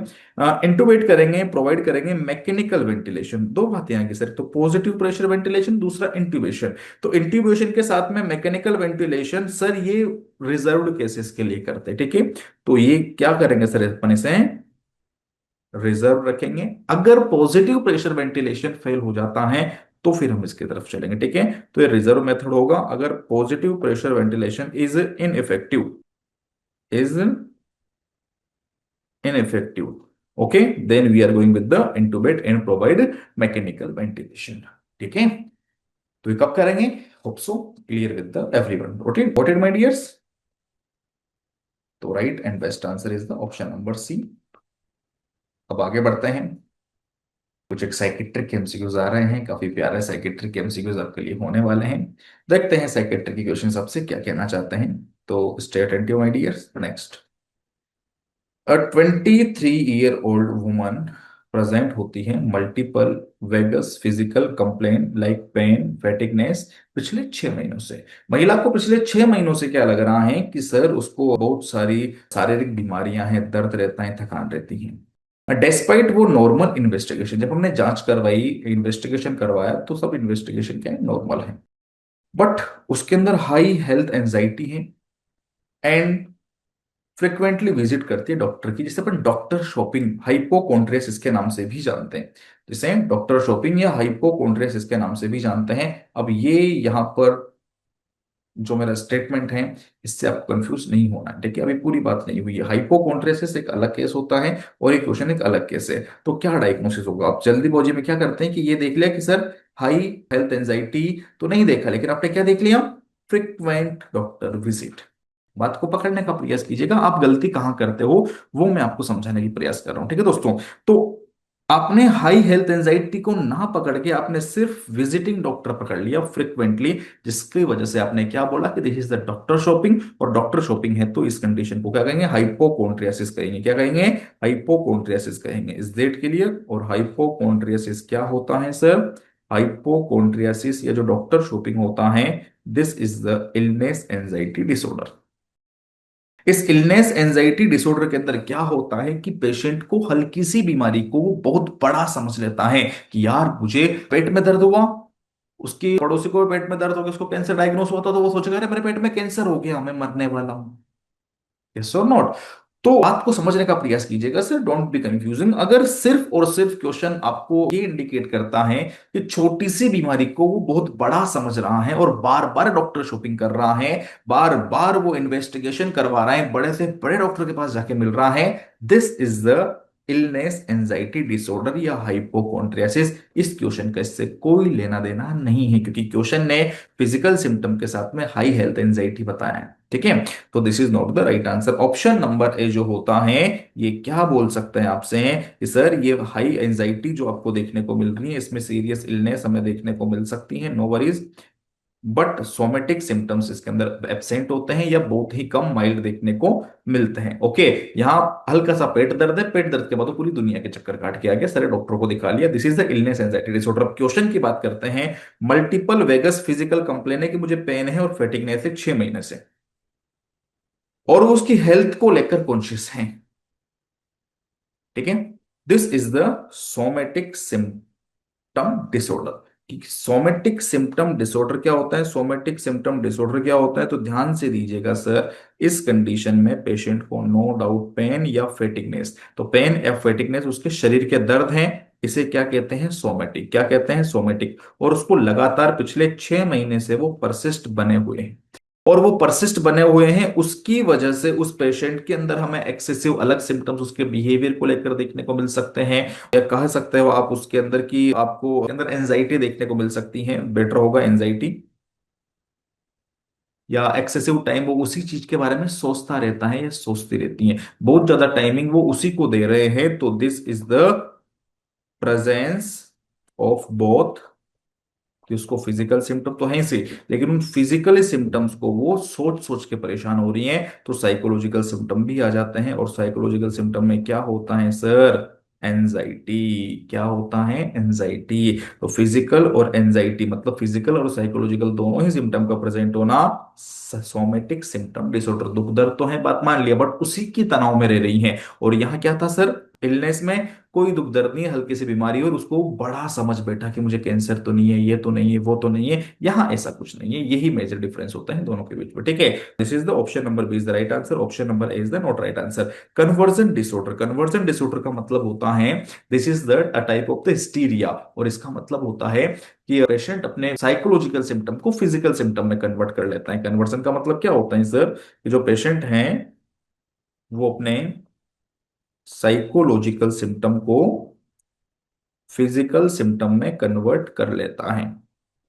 एक फेमस एग्जांपल इसके पीछे आपने देखी होगी, एक मूवी थी sir, Malamaal weekly. No doubt most of साथियों ने मालामाल वीकली देखी होगी। तो मालामाल वीकली में आपको एक सीन याद होगा, नहीं हो तो मैं आपको बता देता हूँ कि राजपाल यादव जब पूरे गांव वाले बात कर रहे होते हैं लॉटरी के बारे में, किसकी लॉटरी लगी है, तो राजपाल यादव चोरी से उस बात को सुन लेता है। ठीक है, जब राजपाल यादव चोरी से उस बात को सुन लेता है और जैसे वो भागने की कोशिश करता है, तो गांव वालों को पता लग जाता है कि राजपाल ने उसकी पूरी बात सुन ली। अब राजपाल यादव के पीछे गांव वाले भागते हैं, आगे आगे राजपाल यादव होते हैं, पीछे पीछे गांव वाले होते हैं। तो राजपाल यादव उस वक्त उस बात को भूलकर ये सोच रहा है कि मुझे मेरी जान बचानी है। बात पे ध्यान देना, राजपाल यादव के भागने के पीछे का उद्देश्य क्या है कि अगर मैं रुक गया तो ये मुझे मार डालेंगे, यस और नोट। तो राजपाल यादव का मेन मोटो क्या है कि मुझे यहां से भागना है और भाग के मुझे मेरी जान बचानी है। ठीक है, तो अब उसकी बॉडी में क्या हो गया, भाग रहा है तो स्ट्रेस डेवलप हो गया। What is the stress sir, psychological symptom. Is that clear? तो स्ट्रेस डेवलप हो गया, साइकोलॉजिकल सिम्टम डेवलप हो गया। अब वो भाग रहा है, जैसे ही वो उसकी जीजी के घर पे जाके बताना चाहता है, अब जीजी के घर पे आ गया, अब कोई नहीं मार रहा, स्ट्रेस तो अलग हो गया, लेकिन अब बताना चाह रहा है तो वो बता नहीं पा रहा, उसकी आवाज गायब हो गई, एपोनिया हो गया। तो नो डाउट उसने अपने स्ट्रेस को अनइंटेंशनली, उसने ना चाहते हुए बॉडी ने ऑटोमेटिक अडेप्ट कर लिया और उस स्ट्रेस को, जो साइकोलॉजिकल सिम्टम था, उसको फिजिकल सिम्टम में कन्वर्ट कर दिया। इट मींस स्ट्रेस से अफोनिया हो गया, बहुत सारों को पैरालिसिस हो जाता है। Is that clear? तो कंडीशन का एट द एंड मतलब क्या है कि this is the conversion reaction. ये क्या होती है? कन्वर्जन रिएक्शन होती है, जो कि अटेंशन सीकिंग बिहेवियर वालों व्यक्तियों में देखने को मिलती है, जिसके दो फायदे होते हैं। पहला फायदा जो स्ट्रेस था वो रिलीव हो गया, दूसरा फायदा सिंपैथी मिलती है। ओके, दूसरा बेनिफिट क्या होता है इसके अंदर? सिंपैथी मिलती है। ओके, तो कन्वर्जन वाली कंडीशन में दो फायदे होते हैं, एक तो जो स्ट्रेस होता है वो उसके फिजिकल सिम्टम में कन्वर्ट हो गया, तो स्ट्रेस तो गया, और दूसरा उसको सिंपैथी मिल जाती है। ठीक है, व्हाट इज द मेलिग्निंग? कि मेलिग्निंग का मतलब होता है जानबूझकर बीमारी का बहाना बनाना। जानबूझकर बीमारी का बहाना बचपन में आपने और मैंने भी खूब बनाया है कि पेट दर्द हो रहा है, मुझे स्कूल नहीं जाना है, ये हो रहा है, वो हो रहा है, लेकिन अगर कुछ ज्यादा ही बनाते हैं तो उनको मेलिग्निंग अपन कहते हैं, जिनके बाद में जाकर वो अटेंशन सीकिंग बिहेवियर वाले लोग होते हैं, कन्वर्जन रिएक्शन देखने को मिल सकती है। तो व्हाट इज द मेलिग्निंग? कि सर इंटेंशनली, जानबूझकर, इंटेंशनल प्रोडक्शन ऑफ फॉल्स या ग्रोसली एग्जागरेटेड फिजिकल या psychological symptom. Is that clear? Space नहीं है, बाकी आप बात समझ गए हैं। जानबूझकर बीमारी का बहाना बनना मेलिग्निंग, तो that both are the not right answer. Right answer is the option number B. तो बाकी सारे ऑप्शंस के बारे में भी आपको जानकारी मिल गई है, और राइट आंसर क्या होगा ये भी आपका क्लियर हो गया है। Got it? Got it sir. We should move forward the next MCQ. अगला एमसीक्यू क्या कहना चाह रहा है, ध्यान दीजिएगा sir. Next MCQ is like this कि एक पेशेंट है स्किजोफ्रेनिया का, ठीक है, और स्किजोफ्रेनिया का patient has been taking risperidone for 3 weeks. Schizophrenia का जो पेशेंट है वो risperidone, what is this? Anti psychotic medication होती है, और इस एंटी साइकोटिक मेडिकेशन को 3 वीक से ले रही है या ले रहा है। How he now present with fever, अभी उसको बुखार आ गया, मसल रिजिड हो गई है, और अल्टर्ड सेंसरियम एंड एलिवेट सीपीके। कि सर उसका सेंसोरियम भी क्या हो गया? अल्टर हो गया, मतलब कि मेंटल सिम्टम आ गए, उसको कुछ भी याद नहीं है, या वो उसका पूरी साइकोलॉजिकल डिस्टर्ब हो गई है, मसल्स रिजिड हो गई हैं, भयंकर उसको बुखार आ गया है, और साथ में ही क्रेटेनाइन फोस्फोकाइनेस का लेवल बढ़ा हुआ है। तो बताओ क्या डायग्नोसिस करोगे? अब इस कंडीशन में थोड़ा ध्यान से आपको समझने की जरूरत होगी, हर एक स्टेप बाय स्टेप अपन समझते हैं। ऑप्शन नंबर ए ने कहा सेरोटोनिन सिंड्रोम। तो सेरोटोनिन जो सिंड्रोम होता है वो कॉमनली सेरोटोनिन के यूज से लेकर होता है, कि नाम से पता लग रहा है ना सर, सेरोटोनिन सिंड्रोम। और सेरोटोनिन सिंड्रोम कहां से लेकर होता है? और कंजप्शन से होता है। Got it? तो इसके अंदर क्या होता है सर? इसके अंदर भी अल्टर्ड हो जाता है mental status, mental status Altered हो जाता है, और साथ में ऑटोनॉमिक जो सिस्टम होता है वो इनस्टेबिलिटी उसकी देखने को मिलती है। Is that clear? जो कि सेरेटोनिन ड्रग के साथ देखने को मिलेगा सर। कहाँ मिलेगा? सेरेटोनर्जिक ड्रग्स के साथ देखने को मिलता है, और ये ड्रग्स डिप्रेशन में यूज आती हैं। Risperidone is not a use for the depression case, तो no doubt this is not a right answer. Next, malignant hyperthermia, बहुत ज्यादा मात्रा में बुखार आ गया। हाँ सर, क्वेश्चन में फीवर तो कहाँ है, बट साथ ही उसने मसल रिजिडिटी और सीपीके का लेवल बढ़ा हुआ बताया है। तो जो मैलिग्नेंट जो हाइपरथर्मिया होता है वो किसके थ्रू ट्रिगर्ड होता है? सर ये ट्रिगर्ड होते हैं सक्सेनिल कोलिन, एसीटी के दौरान लगाते हैं सर। किसके दौरान? एसीटी के दौरान। तो जो सक्सेनिल कोलिन होती हैं, उस सक्शनिल कोलिन के साथ में मैलिग्नेंट हाइपरटेंशन कोरिलेट करता है, ना कि एंटी साइकोटिक के साथ में, नॉट एंटी साइकोटिक। तो ये भी आंसर नहीं होगा। ओके, क्या this is neuroleptic malignant syndrome? Yes. कैसे हैं सर ये?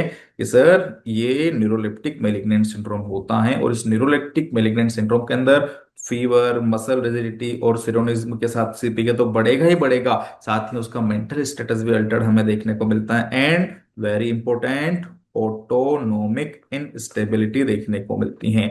ऑटोनोमिक इनस्टेबिलिटी का मतलब क्या होता है सर? इसका मतलब होता है कि एकदम से ब्लड प्रेशर बढ़ गया, लेबाइल ब्लड प्रेशर, बहुत ज्यादा ब्लड प्रेशर बढ़ चुका है, हार्ट रेट बहुत ज्यादा बढ़ चुकी है, tachycardia, tachycardia. Is that clear? और सीपीके का लेवल बड़ा होता है। सीपीके का लेवल बढ़ने का मतलब क्या होता है सर? मसल ब्रेकडाउन ज्यादा हो रही है। सीपीके का लेवल अगर आपको एलिवेट देखने को मिलता है तो ये क्या इंडिकेट करता है? कि इसका इंडिकेशन एक ही होता है, this is the muscle breakdown क्या इसका इंडिकेशन होता है सर? मसल ब्रेकडाउन इसका इंडिकेशन होता है, जो कि लाइफ थ्रेटनिंग कंडीशन या प्रेजेंटेशन देखने को मिल सकती है। दिस कंडीशन को क्या कहते हैं? Neuroleptic malignant syndrome. नहीं सुधारा, समय पर एंटीडोट नहीं दिया, जानलेवा भी हो सकती है, जान भी जा सकती है। ओके, दैट्स व्हाई सीपीके का लेवल बढ़ा हुआ है, मसल ब्रेकडाउन हो रहा है। क्यों हो रहा है? क्योंकि मसल रिजिड है, फीवर है।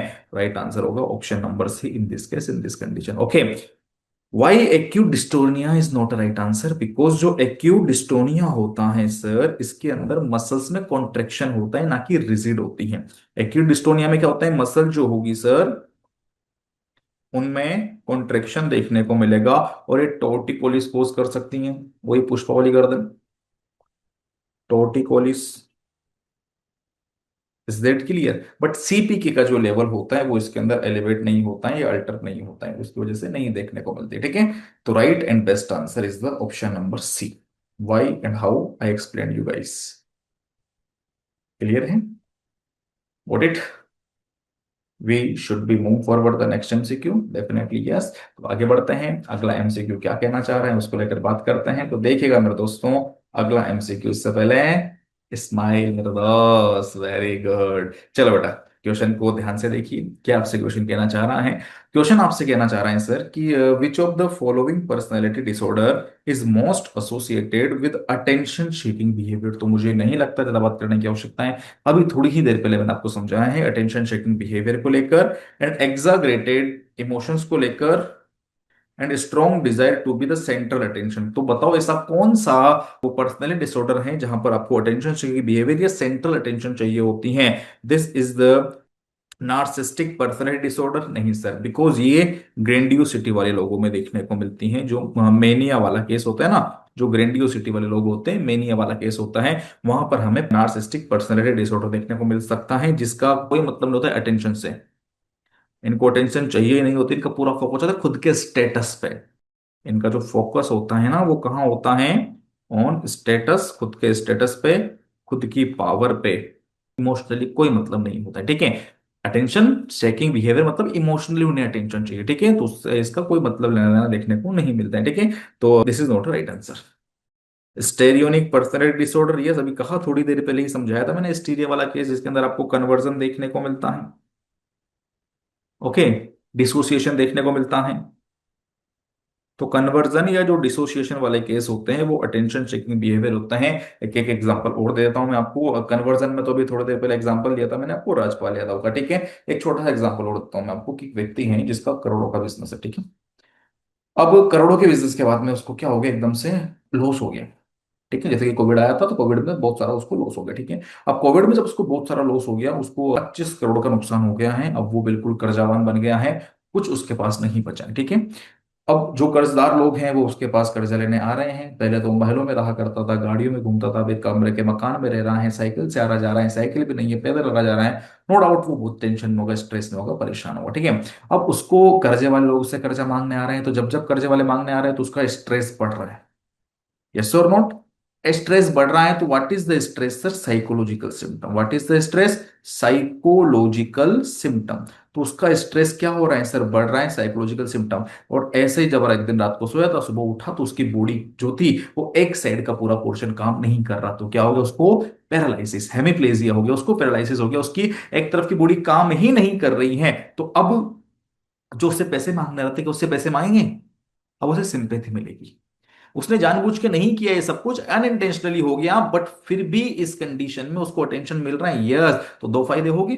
फर्स्ट इज द, अब पैसा नहीं मांगा जाएगा। सेकंड इज द, अब उसको अटेंशन मिलेगी, अब सब उसके हालचाल पूछेंगे, ठीक है। तो this is the conversion reaction, psychological symptom को फिजिकल सिम्टम में कन्वर्ट करना, ठीक है। Next is the dissociation. Dissociation अब छोटा सा बहुत प्यारा सा एग्जांपल मैं देता हूं। आप सबने देखा होगा आपके आस पड़ोस में, अगर आप गांव से जुड़े हैं तो वहां पे, शहर से जुड़े तो बहुत रेयर होता है, बट आपने देखा होगा, बोलते हैं ना कि इसके देवता आते हैं, इसके भगवान आते हैं, इसके माता जी आती हैं, इसके ये देवता आते हैं, वो देवता आते हैं, ऐसा कॉमन सा एग्जाम्पल यूज होता है अपने रूरल एरिया में, रीजनल में, ठीक है। तो ऐसा क्यों होता है? तो अक्सर आपने देखा होगा ऐसा फीमेल्स के अंदर ज्यादा होता है, और फीमेल्स में भी उन फीमेल्स में जो घर की सबसे छोटी बहू होती है, ठीक है। तो अक्सर पहले क्या था सर, आजकल तो बहुत कम हो गया, लेकिन पहले क्या था कि जो छोटी बहू होती थी या जो महिलाएं होती थी उन्हें बहुत दबा के रखा जाता था, ठीक है। तो उनको अटेंशन नहीं मिल पाता था, कोई भी काम वो कर रही है उन्हें बार बार डांट दिया जाता, किस कोई भी कुछ भी बोल देता, छोटी अलग है तो उसकी अलग कोई नहीं सुन रहा है। तो उस कंडीशन में उसने ना चाहते हुए भी वो इतना स्ट्रेस में चली गई कि उसका जो माइंड था, उसने अपने माइंड को ही अपने आप से सेपरेट कर लिया, और एक दूसरी पर्सनैलिटी उस जगह पे वो लेकर आ गई, जिसको आने से उसके अंदर देवता आ गया, थर थर वो कांपने लगी, बॉडी वाइब्रेशन कर रही है उसकी, और उसकी बॉडी लैंग्वेज वगैरह सब बदल चुका है। कैसे बदला सर ये? क्योंकि उस कंडीशन में उसका जो एक्चुअली जो माइंड था, एक्चुअली जो मेमोरी थी, उसने उसको डिस्प्लेस कर दिया, ओके। और डिस्प्लेस करके उसकी जगह पे उसने दूसरा माइंड आ गया। आया कुछ नहीं है, बस उसकी बॉडी के अंदर देखने को मिल रहा है, वैसा फील आ रहा है। उस कंडीशन को क्या बोलते हैं? डिसोसिएशन बोलते हैं। जैसे ही उसके देवता भगवान जाएंगे, वैसे ही कंडीशन ऑपरेशन नॉर्मल हो जाएगी। यस, काफी अच्छी मूवी है, आपने देखी हो sir, this is a very very famous movie. अपरिचित या अपराजित ऐसे नाम है, साउथ की कोई मूवी है। उसके अंदर आप देखते हैं कि वो जो हीरो होता है वो बहुत ढीला ढाला सा गंवार सा होता है, बहुत भोला भाला सा होता है, फिर वही एक काफी अच्छी पर्सनैलिटी डेवलप कर लेता है, यस और नॉट। तो सब कुछ क्या होता है सर? डिसोसिएशन देखने को मिलता है। Is that clear? तो डिसोसिएशन मतलब क्या होता है कि माइंड से किसी भी सब्सटेंस को अलग कर लेना, गॉट इट। तो वो कहाँ होता है? स्टेरॉइड पर्सनैलिटी के अंदर देखने को मिलता है, जिसका मेन मोटो भी अटेंशन सीकिंग बिहेवियर ही होता है, ठीक है। Next is the border line personality disorder. Border line personality disorder क्या होता है सर? कि बॉर्डर लाइन पर्सनैलिटी डिसऑर्डर को लेकर अगर आपसे बात करें, तो यहाँ पर इनस्टेबिलेशन देखने को मिलते हैं, रिलेशंस का, सेल्फ इमेज का, मूड का, माइंड का। तो क्या कहा मैंने आपसे इसके अंदर? Instability in relationship, self image and mood, yes और नोट? ओके। तो this is the border line personality disorder, जहां पर इमोशंस का इसके अंदर मोनली इश्यू देखने को मिलता है, तभी तो उसकी रिलेशनशिप, सेल्फ इमेज और मूड को लेकर वो इनस्टेबल हो जाता है। This is the border line personality disorder. Anti social personality disorder क्या होता है कि सर, जो एंटी सोशल पर्सनैलिटी डिसऑर्डर होता है, इस एंटी सोशल पर्सनैलिटी डिसऑर्डर के अंदर व्यक्ति दूसरों के जो अधिकार होते हैं उनका वॉयलेशन करने लग जाता है, ठीक है। सोसाइटी के अगेंस्ट चला जाता है, सोसाइटी के खिलाफ चला जाता है, ठीक है। तो कह सकते हैं इसके अंदर डिसएग्री या वॉयलेशन फॉर अदर्स राइट। जो दूसरों का राइट्स हैं उनको लेकर वो क्या करता है सर? क्रिटिसाइज करता है, ठीक है। This is the anti social personality. Hope so clear with everyone. तो यहां तक अपन ने 10 क्वेश्चन डील किए। नेक्स्ट अगले क्वेश्चन की तरफ चलते हैं। Okay, smile. हाँ, चलो। तो देखिएगा दोस्तों, नया प्रश्न आपके सामने आ चुका है, क्वेश्चन नंबर 11। एंड क्या कह रहा है ये कि 22-year-old मेडिकल स्टूडेंट, 22 साल का मेडिकल स्टूडेंट है, जो कंप्लेन कर रहा है, feeling like he is observing himself from outside his body. वो अपने आप को ऐसा ऑब्जर्व कर रहा है कि खुद को अपने आप से, शरीर से बाहर मान के खुद को फील कर रहा है। कहने का मतलब वो खुद को ऑब्जर्व कर रहा है आउटसाइड हिज बॉडी, उसके शरीर से बाहर से। ही ऑल्सो एक्सपीरियंस, वो साथ में एक्सपीरियंस कर रहा है कि जो दुनिया है, जो वर्ल्ड है, वो अनरियल है। And he remain oriented and retain insight into these experiences. वो ओरिएंटेड है, बट साथ ही साथ सर उसकी जो एक्सपीरियंसेस हैं, उसकी इंसाइट को उसने रिटेन किया हुआ है। तो आप ये बताइए सर, जो कुछ भी इन 3 लाइन के डिस्क्रिप्शन में आपने देखने को मिला, ये कौन से फिनोमेना को इंडिकेट करता है? एमसीक्यू सिर्फ आपसे इतना पूछना चाह रहा है। हेलुसिनेशन, डीपर्सनलाइजेशन, डेल्यूजन या थॉट ब्रॉडकास्टिंग? अब अगर एग्जैक्ट में आपको इसका आंसर नहीं पता है, तो निश्चिंत रहिए, आप यहां एलिमिनेशन टेक्निक का इजीली यूज कर सकते हैं। कि सर कैसे? क्योंकि as you know very well कि what is the meaning of hallucination. कि हेलुसिनेशन का मतलब यह होता है कि कुछ भी ना होते हुए भी हमें कुछ सुनाई देना, कुछ भी ना होते हुए भी हमें क्या होना? कुछ ना कुछ सुनाई देना। तो हेलुसिनेशन का मतलब क्या? False perception, false sensory perception. कहां पर? In the absence of external stimuli, absence of external stimuli या स्टिमुलस। जस्ट एग्जाम्पल कुछ भी नहीं है लेकिन फिर भी कुछ ना कुछ सुनाई दे रहा है, तो what is this sir? This is the hallucination. Question ने ऐसा कुछ कहा नहीं। Right? Not right sir? Okay. Depersonalisation नहीं पता सर। ठीक है। डेल्यूजन कई बार समझा चुका हूं। फॉल्स फिक्स बिलीफ हो जाना किसी भी चीज को लेकर, ये मुझे मारना चाहता है, मैं ही दुनिया का राजा हूं, या मुझे इस दुनिया में किसी से कोई उम्मीद नहीं है, व्हाट इट। तो किसी भी बात को लेकर फॉल्स फिक्स बिलीफ हो जाना, उसी कंडीशन को क्या कहते हैं? डिल्यूजन कहते हैं। What is the meaning of delusion? False fixed belief. Is that clear? और ये इतना ताकतवर होता है कि भगवान भी आकर बोल दे कि अरे नहीं भाई तू गलत है, तो भी वो यही बोलेगा भगवान प्रभु आप गलत हो मैं सही हूं। इतना ताकतवर होता है false fix belief. Thought broadcasting. Thought broadcasting का मतलब ये होता है कि पेशेंट को ऐसा लगता है कि उसके जो विचार आ रहे हैं, वो जो बोल रहा है उसका ब्रॉडकास्ट हो रहा है। इट मीन्स जो कुछ वो यहां सोच रहा है वो सब जगह लाइव टेलीकास्ट उसका हो रहा है, ब्रॉडकास्ट हो रहा है। तो क्या ऐसा क्वेश्चन ने कहा? नहीं कहा। तो no doubt option number C जैसा आप क्वेश्चन ने हमसे नहीं कहा है, ऑप्शन नंबर डी जैसा क्वेश्चन ने नहीं कहा है, तो अब एक ही वर्ड हमारे पास बच जाता है, this is the depersonalisation. But question ने हमसे कहा ही था अनरियल, और वो खुद से बाहर देख रहा है। ओके, कहा था ना कि ऑब्जर्विंग खुद को himself from outside is body. तो देखते हैं सर, इसका जो आंसर होगा no doubt option number B होगा। But how and why? कि सर डीपर्सनलाइजेशन मतलब होता क्या है? कि डीपर्सनलाइजेशन मतलब सीधी सिंपल सी भाषा में बात करना चाहूं तो फीलिंग्स ऑफ डिटेचमेंट। कि सर डिटेचमेंट की फीलिंग्स होती हैं, बट कौन से डिटेचमेंट की फीलिंग होती है sir? From one's own body, mind या एक्शन। Is that clear? जो वो कहां एक्सपीरियंस कर रहा है सर? उसके खुद के शरीर से बाहर, outside observer of one self. कहने का सीधा सिंपल सा मतलब और अर्थ ये आ रहा है मेरे दोस्तों कि डीपर्सनलाइजेशन का मतलब क्या होता है? कि डीपर्सनलाइजेशन का मतलब होता है कि feeling of detachment from one's own body, mind और एक्शन, उसकी से वो अपने आप को डिटेच कर लिया है, अलग कर लिया है। This is the depersonalisation. तो इसी तरह से एक वर्ड होता है डी रियलाइजेशन। Derealisation. और डी रियलाइजेशन का मतलब क्या होता है सर? कि डी रियलाइजेशन का मतलब भी ये है कि यहां पर भी डिटेचमेंट देखने को मिलता है, बट खुद से नहीं, सराउंडिंग चीजों से। Is that clear? तो यहां भी feeling of detachment, feeling of detachment हमें डेफिनेटली देखने को मिलेगी किस चीजों को लेकर सर? सराउंडिंग चीजों को लेकर।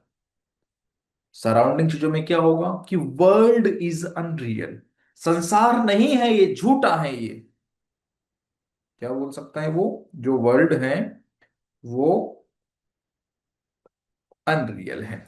Is that clear? This is the derealization. अब एमसीक्यू की लेकर अगर बात करें तो this is the also mention unreal and also mention outside his body, but MCQ's option say only depersonalization, that's why we are going with the depersonalization। अगर हाँ option में भी डीरियलाइजेशन होता तो नो डाउट लैंग्वेज ऐसी नहीं होती, या तो वो अनरियल वाले वर्ड को हटाता या फिर आउट ऑफ हिज बॉडी को, जो खुद को ऑब्जर्व कर रहा है उसको हटाता। तो उस कंडीशन में हम एक ही आंसर की तरफ बढ़ते। ठीक है, क्वेश्चन ने दो बातों का मतलब बताया है, हमने दोनों ही बातों को यहाँ पे रखा है। बट जो दोनों ही बातों को हमने यहाँ पे रखा है, दोनों ही बातों को यहाँ समझा है, hope so clear with the everyone कि दोनों ही शब्द अपने आप में आपस में क्या कहना चाह रहे हैं। अरे यस और नॉट? यस। आगे चले। Next we should be move forward the next MCQ. Next MCQ क्या कह रहा है, ध्यान दीजिएगा कि 30-year-old man report intense fear. 30 साल का आदमी रिपोर्ट कर रहा है कि उसे बहुत ज्यादा मात्रा में डर लगता है, इंटेंस फियर है। किसका उसे इंटेंस फियर होता है sir? When travelling in crowded places. जब भी वो क्राउडेड प्लेसेस में ट्रेवलिंग कर रहा है तो उसे डर लगता है, जैसे कि वो मार्केट में हो या बस में हो। ही ऑफन अवॉइड्स दीज सिचुएशंस। वो व्यक्ति ऐसी सिचुएशंस को अवॉइड करता है कि मैं उस तरफ जाऊं ही नहीं। ओके, क्यों नहीं जाऊं? क्योंकि मुझे डर लगता है सर वहां पे। Fearing he might not be able to escape या receive help if he panic. अगर वो उस सिचुएशन में चला जाता है, वो नहीं बच पाता है, तो उसे पैनिक अटैक आना शुरू हो जाता है और वो हेल्प मांगने लग जाता है। There is no history of hallucination और डिल्यूजन। कोई इतिहास नहीं है हेलुसिनेशन और डिल्यूजन का। It means this is not a साइकोसिस। तो बताओ क्या डायग्नोसिस होगा? तो sir no doubt this condition is correlate with the phobia. Phobia को लेकर कोरिलेट कर रही है हमारे सामने कंडीशन, और जो फोबिया को लेकर कोरिलेट कर रही है, तो फोबिया वाले कंडीशंस को हम कौन सी कैटेगरी में रखते हैं सर? साइकेट्रिक डिसऑर्डर में न्यूरोसिस कैटेगरी के अंदर रखा जाता है। Got it. अब यहां अगर अपन बात करते हैं तो क्या ये पैनिक डिसऑर्डर होगा? नहीं होगा। क्वेश्चन ने ये कहा कि जब उसे उस सिचुएशन में रखा जाता है, उस फियर दिखता है, तो उसे पैनिक अटैक आता है। But this is not a panic condition, because वो मार्केट में जाने से डर रहा है, वो भीड़ भाड़ देख के डर रहा है। तो this is the phobia, not a panic disorder. तो क्या ये पैनिक डिसऑर्डर होगा सर? नहीं होगा, क्योंकि जो पैनिक डिसऑर्डर होता है उसके अंदर अटैक्स आते हैं, पल्पिटेशन होता है, स्वेटिंग देखने को मिलती है। ओके, तो this is not a panic disorder. Hope so clear. क्या ये जनरलाइज्ड एंजाइटी डिसऑर्डर है? नहीं है सर, क्योंकि एंजाइटी डिसऑर्डर के अंदर क्या होता है? व्यक्ति को बार बार चिंता रहती है, परसिस्टेंट वरी। परसिस्टेंट वरी, या ये एक्सेसिव भी हो सकती है। एक्सेसिव चिंता रहती है किसी न किसी चीज को लेके। This is the anxiety. Just example, एक फीमेल है, स्कूल आ गई है, लेकिन उसे चिंता है कि यार मेरा बेटा घर पे होगा, पता नहीं वो क्या कर रहा होगा, गिर गई, लग गई, कुछ हो गया, कोई किडनैप हो गया, चोरी हो गई, तो चिंता होती है। Okay, this is the generalize anxiety disorder. Agoraphobia, yes. Why this is the agoraphobia? Because अकेले घर से बाहर जाने से डरना, भीड़ भाड़ वाली जगह पे डरना, मार्केट में जाने से डरना। इस टर्म को हम किस नाम से जानते हैं सर? एगोरेफोबिया के नाम से जानने वाले हैं। क्या मतलब है? Excessive fear of anxiety about places या फिर सिचुएशन। कौन सी वाली सिचुएशन और कौन से वाले प्लेसेस सर?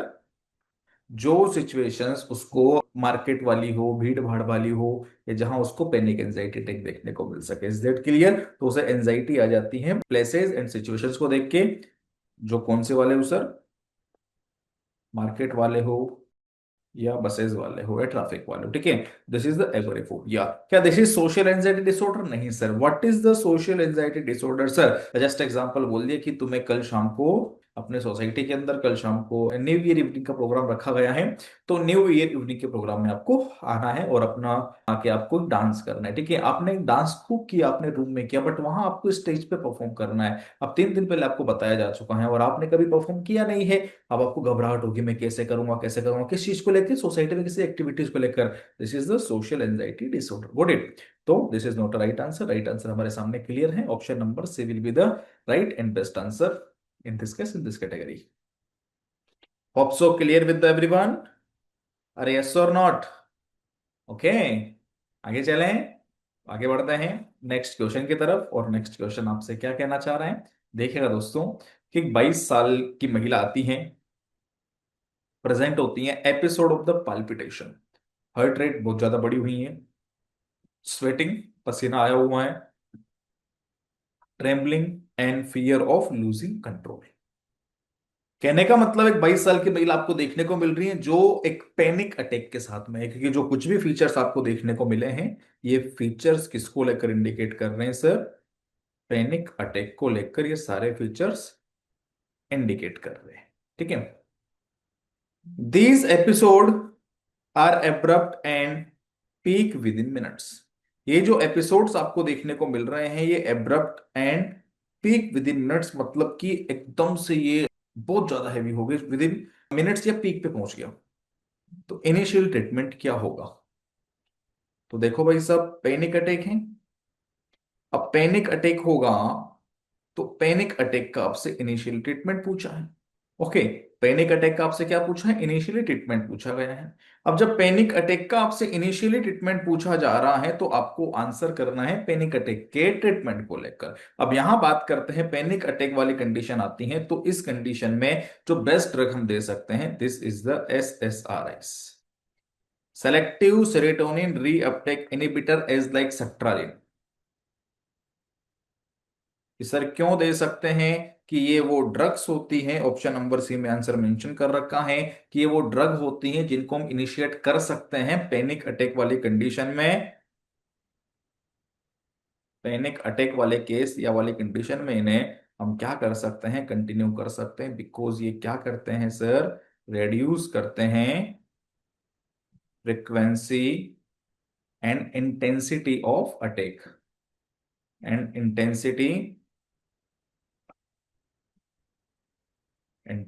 ऑफ अटैक्स, मतलब panic attacks. Is that clear? कौन सी? SSRI। कि सर हम एक्सपोजर थेरेपी का इस्तेमाल क्यों नहीं कर सकते हैं? तो मेरे दोस्तों, एक्सपोजर थेरेपी की अगर मैं आपसे बात करता हूं तो एक्सपोजर थेरेपी का इस्तेमाल इसलिए नहीं करते क्योंकि इसका इस्तेमाल फोबिया वाले केस में किया जाता है और ये एंजाइटी वाला केस है। इसका इस्तेमाल कहाँ करते हैं? फोबिया के। वो बोलता है कि मुझे शेर से डर लगता है। आप एक डमी की शेर की उसके रूम में रख दो और बंद कर दो, मर थोड़ी जाएगा, घबराएगा, चिल्लाएगा, चीखेगा। एट दैट पता लग जाए कि शेर तो मेरा कुछ बिगाड़ ही नहीं सकते। What is this? फोबिया। और क्वेश्चन ने क्या कहा? जो फीचर्स आपके सामने मेंशन किए हैं, ये फीचर किसके लिए मेंशन किए उसने? एंजाइटी के लिए। ओके। और ये जो एपिसोड्स एकदम से आ रहा है तो उस एपिसोड्स के अंदर एक्सपोजर थेरेपी ने काम नहीं करी। अगर एक्सपोजर थेरेपी का आपने यूज कर दिया, पता चले पाल्पिटेशन और ज्यादा हो गया, हाइपरटेंशन क्राइसिस हो गया, मर गया।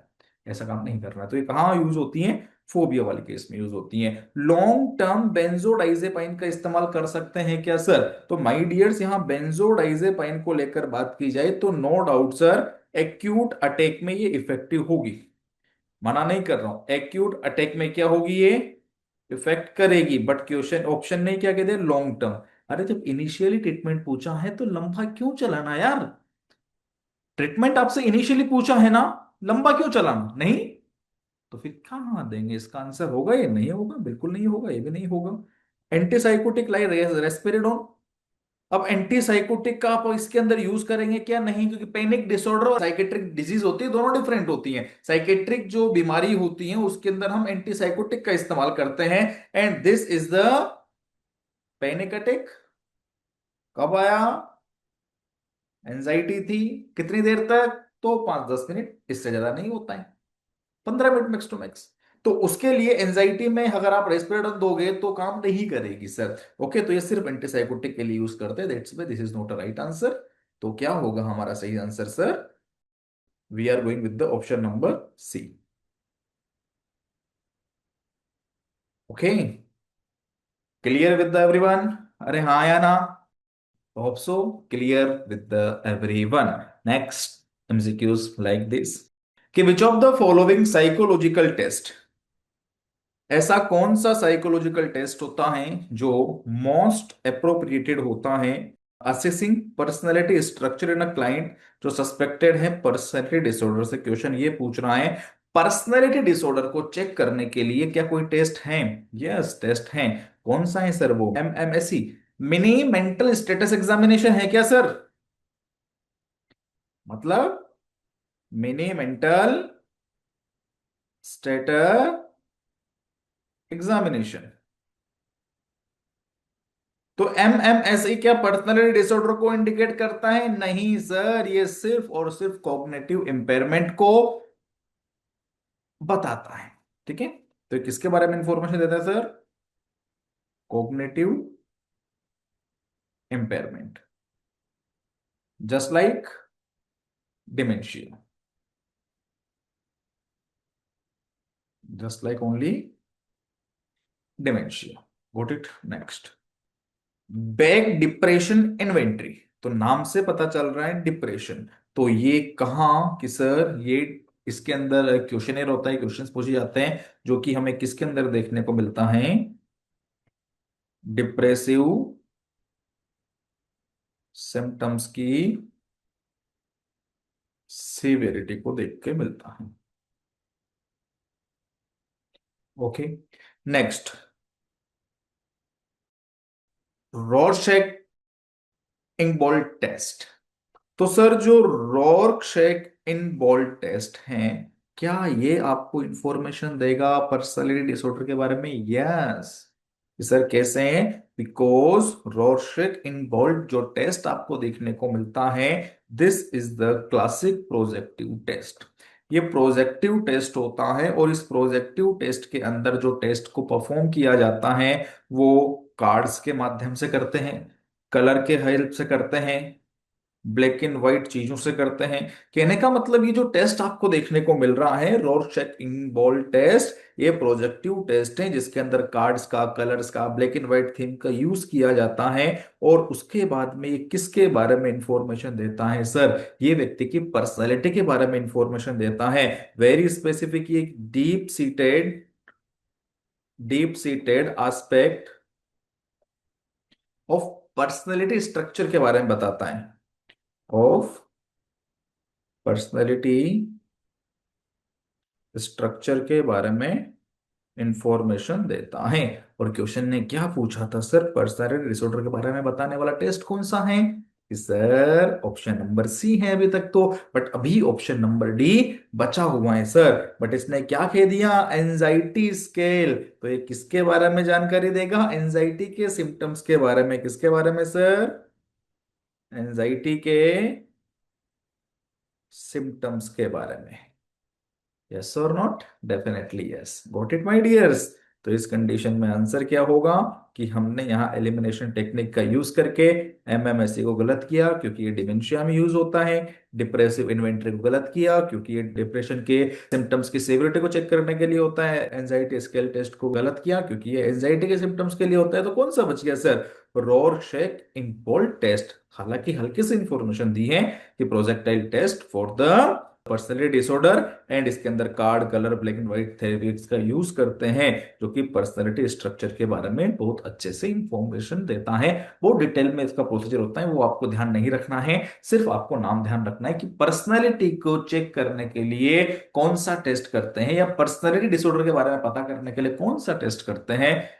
This is the option number C. What it, we should be move forward. चलेगा सर, आगे बढ़ते हैं, नेक्स्ट क्वेश्चन के बारे में डील करते हैं। तो देखिए भैया सवाल क्या कह रहे हैं आपसे। एक पेशेंट आता है मेजर डिप्रेसिव डिसऑर्डर के साथ में, ठीक है। अब जब मेजर डिप्रेसिव डिसऑर्डर के साथ में पेशेंट आया है तो रिपोर्ट करता है फीलिंग वर्थलेसनेस, कि मेरा कोई वर्थ नहीं है, ठीक है। और डिफिकल्टी होती है उसे कंसंट्रेट करने पे और उसको बार बार सुसाइडल थॉट्स आ रहे हैं पिछले महीने से। वो रिफ्यूज कर रहा है मेडिकेशन लेने से क्योंकि साइड इफेक्ट का उसका कंसर्न है कि मैं दवाई खाता हूं, मुझे बहुत सारे साइड इफेक्ट्स है, इसलिए मैं मेडिसिन का यूज नहीं करूंगा। तो which is the most appropriate next step? तो इस कंडीशन में अप्रोप्रिएट नेक्स्ट स्टेप क्या होगी? तो क्या इस कंडीशन में हम एसीटी का यूज करेंगे? तो यहां ध्यान दो, एमडीडी का केस है, मेजर डिप्रेसिव डिसऑर्डर वाला केस आपको देखने को मिल रहा है। बट इस मेजर डिप्रेसिव डिसऑर्डर में क्या आप एसीटी का यूज करेंगे? नहीं करेंगे। एसीटी का यूज सिर्फ और सिर्फ अगर कंडीशन सीवियर हो या फिर ट्रीटमेंट रेजिस्टेंस डिप्रेशन वाली हो, या तो सीवियर कंडीशन हो या फिर ट्रीटमेंट रेजिस्टेंट डिप्रेशन वाली कंडीशन हो। इस कंडीशन के अंदर हम ईसीटी का यूज करेंगे, ना कि ओनली फॉर द एमडीडी वाले केस में। एमडीडी वाला मेजर डिप्रेसिव डिसऑर्डर है। हाँ, अगर यहां पर क्वेश्चन आपसे ये कहता कि सीवियर सुसाइडल रिस्क है, उसे थॉट्स आ रही है पिछले महीने से, but this is not a severe. अगर क्वेश्चन कहता आपसे क्या कि सीवियर सुसाइडल रिस्क आपको देखने को मिल रही है, तो नो डाउट हम उस कंडीशन में ईसीटी जरूर देते। बट नो डाउट यहां पर उसने ये कहा है, थोड़ा वो अवेयर है, उसने गोली खाने से, दवा खाने से मना किया है क्योंकि साइड इफेक्ट कंसर्न है, तो उस कंडीशन में उसको हम ईसीटी नहीं देंगे। तो क्या उस व्यक्ति को क्या हम बेंजोडाइजेपाइन स्टार्ट कर देंगे? कि जो बेंजोडाइजेपाइन ड्रग्स आपको देखने को मिलती हैं उसका इस्तेमाल नॉर्मली एंजाइटी वाले केस में करते हैं माय डियर। कहां करते हैं? एंजाइटी। तो इसका यूज कहां करेंगे सर? एंजाइटी वाले केस में करते हैं, नॉट प्राइमरी ना depression. That's why this is also not right answer. तो उसे हर्बल अल्टरनेटिव के बारे में बोलेंगे तो you are a medical person. पढ़ाई किस लिए करी है आपने? हर्बल गोली दवाई खिलाने के लिए तो नहीं करी ना सर। हमें जो कॉन्सेप्ट बताए गए हैं, जो आपने पढ़ाई करी है, जो आपको नॉलेज है, उसी की आप इंफॉर्मेशन दोगे। यस और नॉट? Yes sir. तो उस कंडीशन में क्या आप हर्बल अल्टरनेटिव का यूज करने के लिए कहेंगे कि सर नहीं, ये हमारे एथिक्स के खिलाफ है और ये नॉट मेडिकली होगा, प्रोफेशनली भी नहीं होगा, this is not professionally, that's why we are not going to suggest try herbal alternatives. तो क्या करेंगे सर, हम उस व्यक्ति को सीबीटी देंगे, कॉग्निटिव बिहेवियर थेरेपी। क्यों देंगे सर, ये तो फोबिया में देते हैं ना। अरे भैया सर, कहाँ लिखा है इस थेरेपी पे कि फोबिया में दिया जाएगा? ओके। तो जो सीबीटी आप इसके अंदर इस्तेमाल करने वाले हो, it will be very highly effective, बहुत ज्यादा मात्रा में इफेक्टिव होने वाली है सर। कि ये हाईली इफेक्टिव देखने को मिलती है अगर यहां पर साइकोथेरेपी देते हैं हम मेजर डिप्रेसिव डिसऑर्डर वाले केस में। Is that clear? क्योंकि नो डाउट उसने दवा खाने से मना किया है, तो दवा खाने से मना किया है तो उसको कोई ना कोई दिक्कत देखने को मिल रही है, नेगेटिव थॉट्स आ रहे हैं, साथ ही साथ वो साइड इफेक्ट का कंसर्न ले रहा है, लेकिन हमें उसको दवा तो देनी होगी। तो उसके लिए अगला स्टेप क्या करेंगे, तो हमने उसके बिहेवियर को मॉडिफाई करने का प्रयास करेंगे। कॉग्निटिव बिहेवियर थेरेपी का हम इसके अंदर यूज करेंगे, क्योंकि हमें यह देखने को मिल रहा है कि पेशेंट रिफ्यूजिंग मेडिकेशन कर रहा है। ओके। और रिफ्यूजिंग मेडिकेशन के लिए सीबीटी ही सबसे अल्टरनेटिव यूज होगा, कोग्निटिव बिहेवियर थेरेपी ही फर्स्ट लाइन ट्रीटमेंट में यूज करने वाले हैं। Is that clear? क्यों यूज करेंगे sir? Because it will focus on changing. कहां फोकस करता है ये, कि जो पेशेंट की नेगेटिव थॉट्स आ रही हैं, जिसके बारे में बताया था मैंने आपसे कि नेगेटिव थॉट्स जो पैटर्न देखने को मिल रहा है, एंड उस पेशेंट का जो बिहेवियर है टू द डिप्रेशन को लेकर, उन सबको मॉडिफाई करने के लिए सीबीटी का cognitive behaviour therapy will be alternative solution for this condition. That's why we are going with the option number D. क्या सर हम इस कंडीशन में एलिमिनेशन टेक्निक का भी यूज कर सकते हैं? कि यस कर सकते हो। नो डाउट आपको दिख रहा है कि सर ये कंडीशन सुसाइड वाली, ये कंडीशन सीवियर डिप्रेशन में, मेजर डिप्रेसिव डिसऑर्डर वाली है। तो क्या इस कंडीशन में ईसीटी देंगे? तो ईसीटी सीवियर वाले केस में देते हैं जब तक, या फिर सीवियर सुसाइडल अटेम्प्ट। आपने सुसाइडल थॉट्स देख के ही ये नहीं सोच लेना है कि इसको ईसीटी देना है। सीवियर सुसाइडल वाला अगर ऑप्शन होता तो नो डाउट अपन ये बात करते, ठीक है। बेंजोडाइजापाइन एंजाइटी के लिए हर्बल आप यूज कर ही नहीं सकते, तो फिर नो डाउट सीबीटी। एक बार और ध्यान रखना, अगर कहीं भी क्वेश्चन आ जाता है आपके और सीबीटी अगर ऑप्शन में हो और आपको रिस्क लेनी हो, तो 90% आप सीबीटी पे क्लिक करना सर, बिकॉज 90% सीबीटी मतलब cognitive behaviour therapy will the right and best answer. ठीक है, आगे चलें। अरे स्माइल माय डियर, क्यों टेंशन ले रहे हो यार, निकल जाएगा। हाँ, गुड। चलो आगे, नेक्स्ट क्वेश्चन। नेक्स्ट क्वेश्चन क्या कह रहा है आपसे कि 10 ईयर का बॉय है जो कि unable to sit still in class, वो क्लास में नहीं बैठता है सर, ठीक है। फ्रिक्वेंटली इंटरप्ट करता है अदर्स को, दूसरों को परेशान कर रहा है, डिस्टर्ब कर रहा है, ट्रबल कर रहा है completing task at home and school. घर पे कोई भी, स्कूल में कोई भी काम दिया जा रहा है तो उस काम को समय पे नहीं कर रहा है, वो चेंजिंग कर देता है उस चीज को, ठीक है। सिम्टम्स जो है बिगिन एट एज द 6, ये सिम्टम्स उसको जब वो 6 साल का था तब से आ रहे हैं, अभी वो 10 साल का है। अक्रॉस मल्टीपल सेटिंग्स, तो what is the most appropriate first line management? तो इस कंडीशन में being a nurse what will be your first line management sir? तो इस कंडीशन के अंदर अगर हम फर्स्ट लाइन मैनेजमेंट को लेकर डील करने चलते हैं या फर्स्ट लाइन मैनेजमेंट को लेकर बात करते हैं, तो क्या एटोमोक्सिटिन देंगे, parent training and dietary modification करेंगे, मिथाइलफेनिडेट देंगे या रेस्पेरिडोन देंगे? तो सुनो सर, पहले तो ये पता करो केस कौन सा है, कंडीशन कौन सी है, तो ड्रग हम दे पाएंगे ना। Yes definitely yes. पहले क्या होता था ना सर, सिर्फ बीमारी दे दी, उसकी ड्रग पूछ ली। अब बीमारी नहीं दे रहे, बीमारी का पूरा सिनेरियो क्रिएट करके दे रहे हैं आपको, ताकि आपको उलझाया जा सके, बिकॉज सब कुछ तो पढ़ के आप आए हो। तो देखो सर, रटने से काम नहीं चलेगा, पहले ये पहचानो बीमारी कौन सी है। This is the case of ADHD, attention deficit hyper activity disorder. हाँ या ना? नाम को तोड़ते हैं और समझते हैं। Attention deficit hyper activity disorder. Sir कैसे हैं? क्योंकि सारा जो राज है इस बीमारी का वो नाम के अंदर ही छुपा हुआ है। देखिए, अटेंशन डेफिशिएट, पेशेंट या वो बच्चा कोई भी टास्क करने जा रहा है तो उस टास्क में वो अटेंशन देगा ही नहीं। जब अटेंशन देगा ही नहीं तो पूरा किस बात पे करेगा सर? वो नहीं करेगा ना। Yes definitely. तो अटेंशन क्या होगी सर? डेफिशिएट। अटेंशन डेफिशिएट के साथ में वो हाइपर एक्टिव देखने को मिल रहा है सर, बहुत ज्यादा एक्टिविटी कर रहा है। इट मीन्स, एक छोटा सा सिनेरियो एग्जांपल देता हूं। एक छोटा बच्चा है 10 साल का, वो स्कूल गया, स्कूल से रोज कंप्लेन आती है। वहां वो एक इस क्लास में गया, फिर उस क्लास में भाग गया, टीचर को डिस्टर्ब कर दिया, बच्चों को डिस्टर्ब कर दिया, कुछ नहीं पढ़ रहा, कुछ नहीं सुन रहा। घर पे आया, घर पे आके उसने बैग रखा, बैग रख के उसने खाना खाना स्टार्ट किया, 2 बाइट्स उसने खाए, उसके बाद में वो ऊपर छत पे चला गया, फुटबॉल खेलने लग गया, फिर नीचे आ गया। फिर नीचे आके उसने वीडियो गेम स्टार्ट कर लिया, फिर मुश्किल से 5 मिनट उसने वीडियो गेम खेला होगा। फिर वो बाहर दोस्तों के साथ चला गया, 10 मिनट दोस्तों के साथ खेला होगा, वापस से घर के अंदर आ गया, वापस से छत पे चला गया, बैट लेके चला गया, क्रिकेट खेल रहा है, अकेला खेल रहा है, 10 मिनट खेला होगा। इट मीन्स पेशेंट हुआ है वो बच्चा, कोई भी टास्क या गेम खेल रहा है पूरा कर ही नहीं रहा है, किसी भी जगह वो अटेंशन दे ही नहीं रहा है। तो this is the attention deficit. और बॉडी फुल एक्टिव है सर उसकी, हाइपर एक्टिविटी डिसऑर्डर सर। और जब हाइपर एक्टिव डिसऑर्डर है तो दिस इज द एडीएचडी। और as a drug of choice in the case of the ADHD, this is the methylphenidate. कौन सी होगी sir? Methylphenidate. Is that clear? एक और ड्रग होती है, मेथाइलफेनिडेट होगी, या इसका एक और मार्केट जो नेम होता है, दिस इज द राइटालाइन, या फिर amphetamine. Is that clear? These are the drug of choice for the ADHD. एक ही ड्रग ऑप्शन में देगा, हर एक को देगा, कंफ्यूज आपको नहीं करेगा। ठीक है, तो ये कंडीशन कौन सी? Attention deficit hyper activity disorder वाली है। तो इस कंडीशन में हम जो ड्रग इस्तेमाल करेंगे वो स्टिमुलेंट मेडिकेशन का इस्तेमाल करेंगे। तो जो ड्रग्स मैंने आपको बताई हैं, that are the stimulant medication. Is that clear? तो बात करें सर एटोमोक्सेटाइन, तो मेरे दोस्तों जो एटोमोक्सेटाइन होती हैं वो नॉन स्टिमुलेंट होती हैं, वो नॉन स्टिमुलेंट होती हैं। जो कि क्या होती हैं sir? Selective nor epinephrine reuptake inhibitor. Is that clear?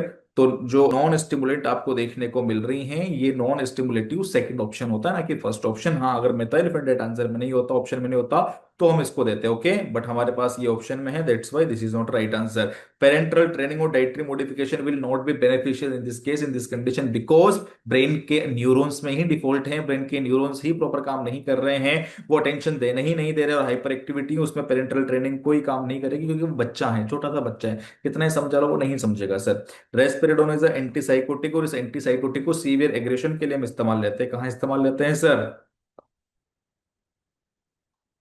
Severe aggression या टिक डिसऑर्डर के अंदर इस्तेमाल में करते हैं, not for the ADHD. Okay, clear है? आगे चलें? चलते हैं sir. This is your next question. और क्या कह रहा है आपका ये सवाल? सर ये सवाल आपसे कहना चाह रहा है कि 26 साल का व्यक्ति है जो हीरोइन ले रहा है, heroin user comes to the emergency department, और वो हीरोइंस वाला व्यक्ति इमरजेंसी डिपार्टमेंट में आता है with lacrimation, yawning, rhinorrhea, abdominal cramp, dilated pupils.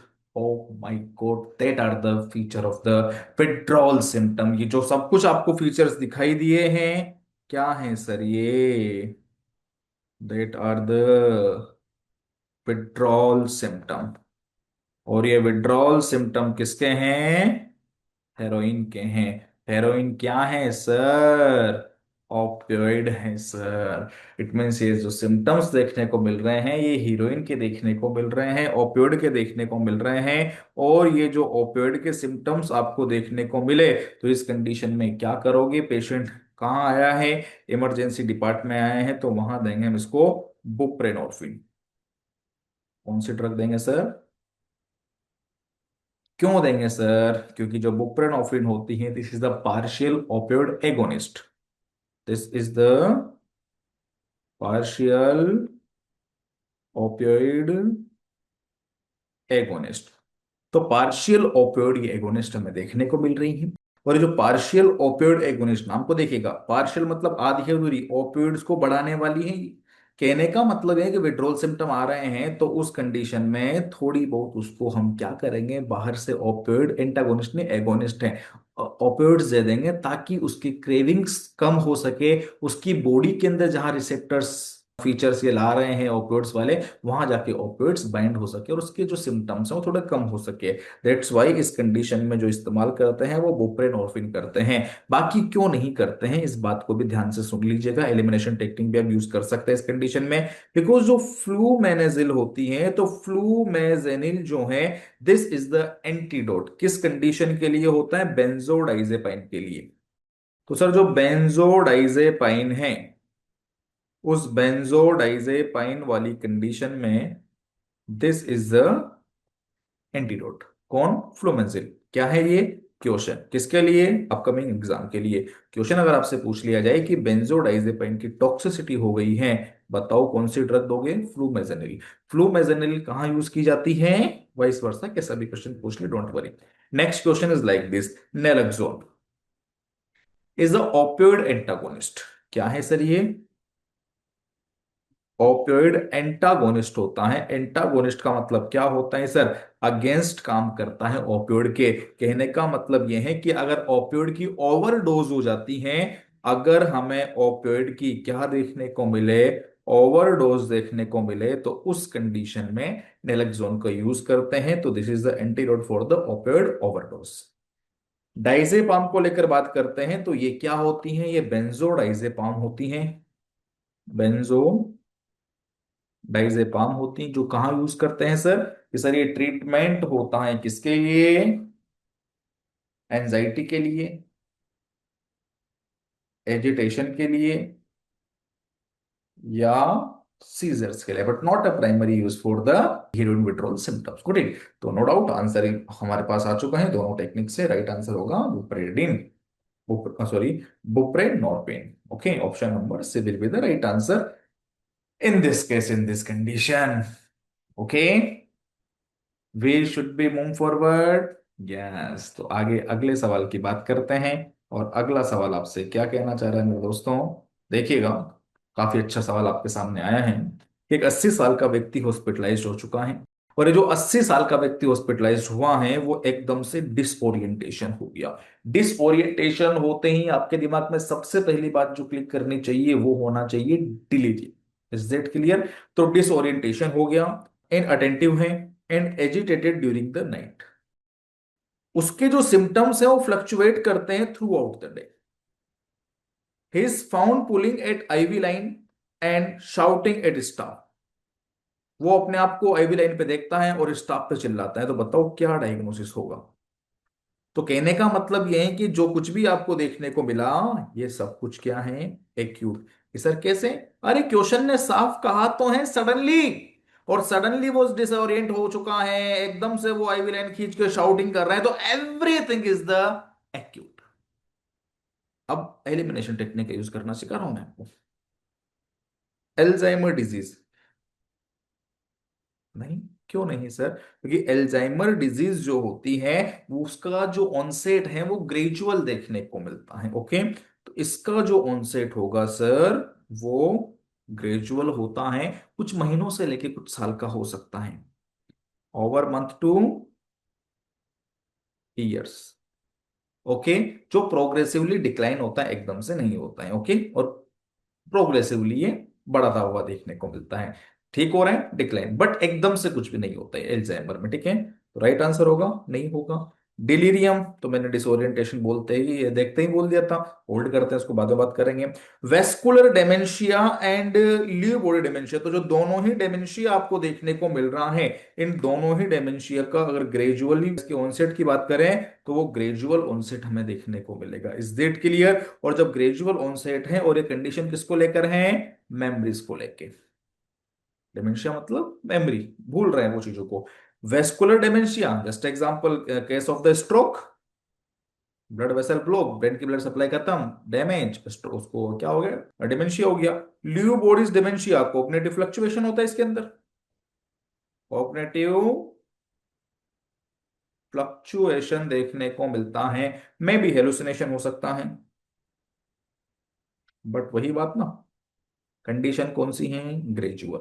तो तीनों ही कंडीशन ग्रेजुअल है, तो हमने ये एलिमिनेशन टेक्निक का यूज करके तो सीधा बोल ही दे कि डिलीरियम है। अब exact rational and exact points की भी बात कर लेते हैं कि क्यों हमने इसका डिलीरियम कहा। Because first thing is the acute onset. Delirium का एक्यूट ऑनसेट होता है, इस बात का ध्यान रखना। दूसरी बात है, यहाँ पे सनडाउनिंग फीचर हमें देखने को मिल रहा है। फ्लक्चुएशन जो कोर्सेज आपको देखने को मिले, उस फ्लक्चुएटिंग कोर्सेज को देखकर अपन क्या बोल सकते हैं? सनडाउनिंग। सनडाउनिंग कैसे कहा सर आपने? कि सिम्टम रात में ज्यादा हो रहे हैं और दिन में इंप्रूव हो रहे हैं। क्वेश्चन ने कहा है कि symptom fluctuate through out the day, agitated during the night, night को तो वो एजिटेट हो रहा है और फ्लक्चुएट कर रहे हैं उसके दिन में। कहने का मतलब सनडाउनिंग, दिन रात का अंतर हमें देखने को मिल रहा है। तो नो डाउट ये कंडीशन कौन सी वाली है सर? डिलीरियम वाली है। और एक और वेरी स्पेशल बात जो इसके अंदर थी, this is the disoriented, that's why we are going with the option number D. Okay, आगे बात समझ में? चलो बस सेकंड लास्ट क्वेश्चन। ओके, और फिर लास्ट। डन? Done sir. देखो, 22-year-old woman frequently engage in impulsive relationship, show करती है वो emotional liability, recurrent suicidal threat and reports chronic feeling of emptiness. तो आपको ये बताना है कि ये कौन सा पर्सनैलिटी डिसऑर्डर देखने को मिल रहा है। तो अब देखो सर, यहां पर सीधी सिंपल सी बात करेंगे और विस्तार से बात करेंगे, क्योंकि ये मैं आपको पहले भी पढ़ा चुका हूं, आज के ही सेशन में शायद इनको लेकर बात की है अपन ने।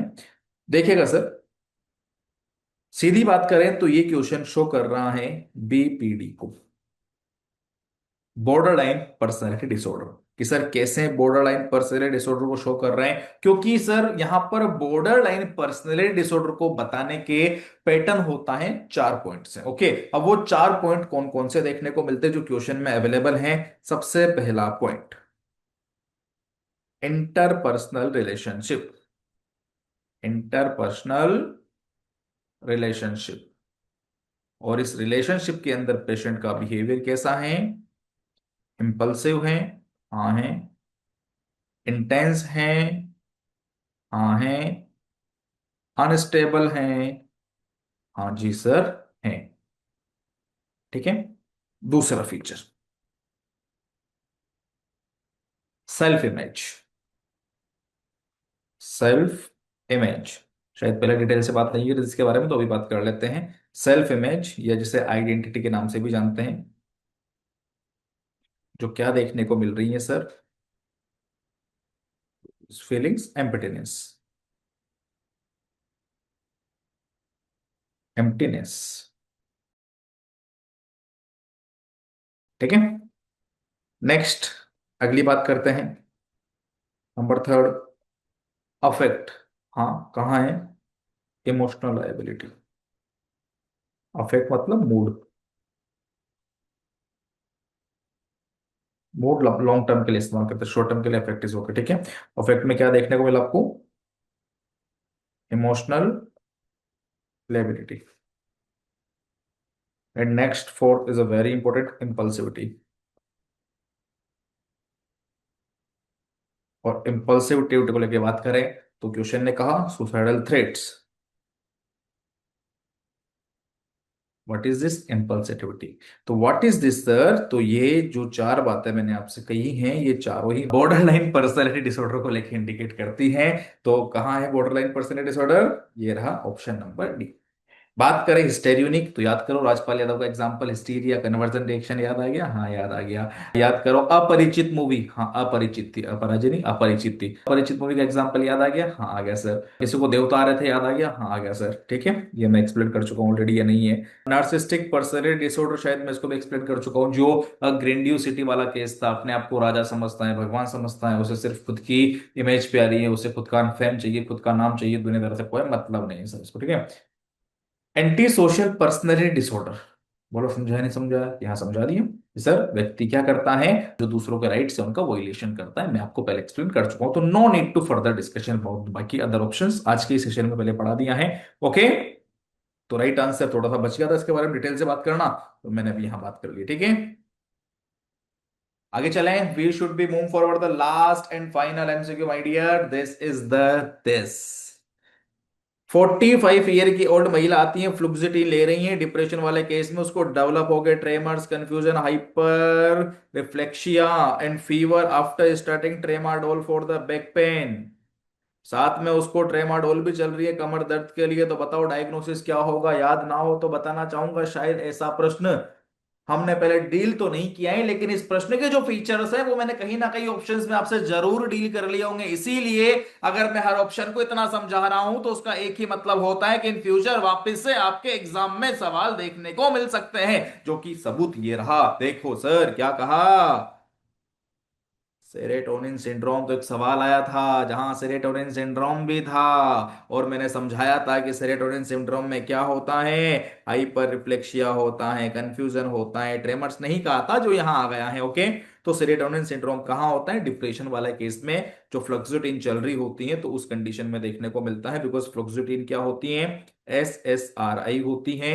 SSRI मतलब सेलेक्टिव सेरेटोनिन रीअपटेक इनहिबिटर देखने को मिलती है। Is that clear? Okay, next अगर आगे की तरफ बात करते हैं सेरेटोनिन सिंड्रोम को लेकर, तो सेरेटोनिन सिंड्रोम के अंदर SSRI वाली बात तो हो चुकी है, क्योंकि इसी की वजह से फीचर्स आ रहे हैं, एंड साथ में चल रही है ट्रेमाडोल। ट्रेमाडोल क्या होता है सर, सिंथेटिक ओपियोइड होता है सर, और ये जो सिंथेटिक ओपियोइड है मेरे दोस्तों, ये ओपियोइड के साथ में अगर SSRI चल रही है तो नो डाउट ये दो ड्रग्स का कॉम्बिनेशन हो गया।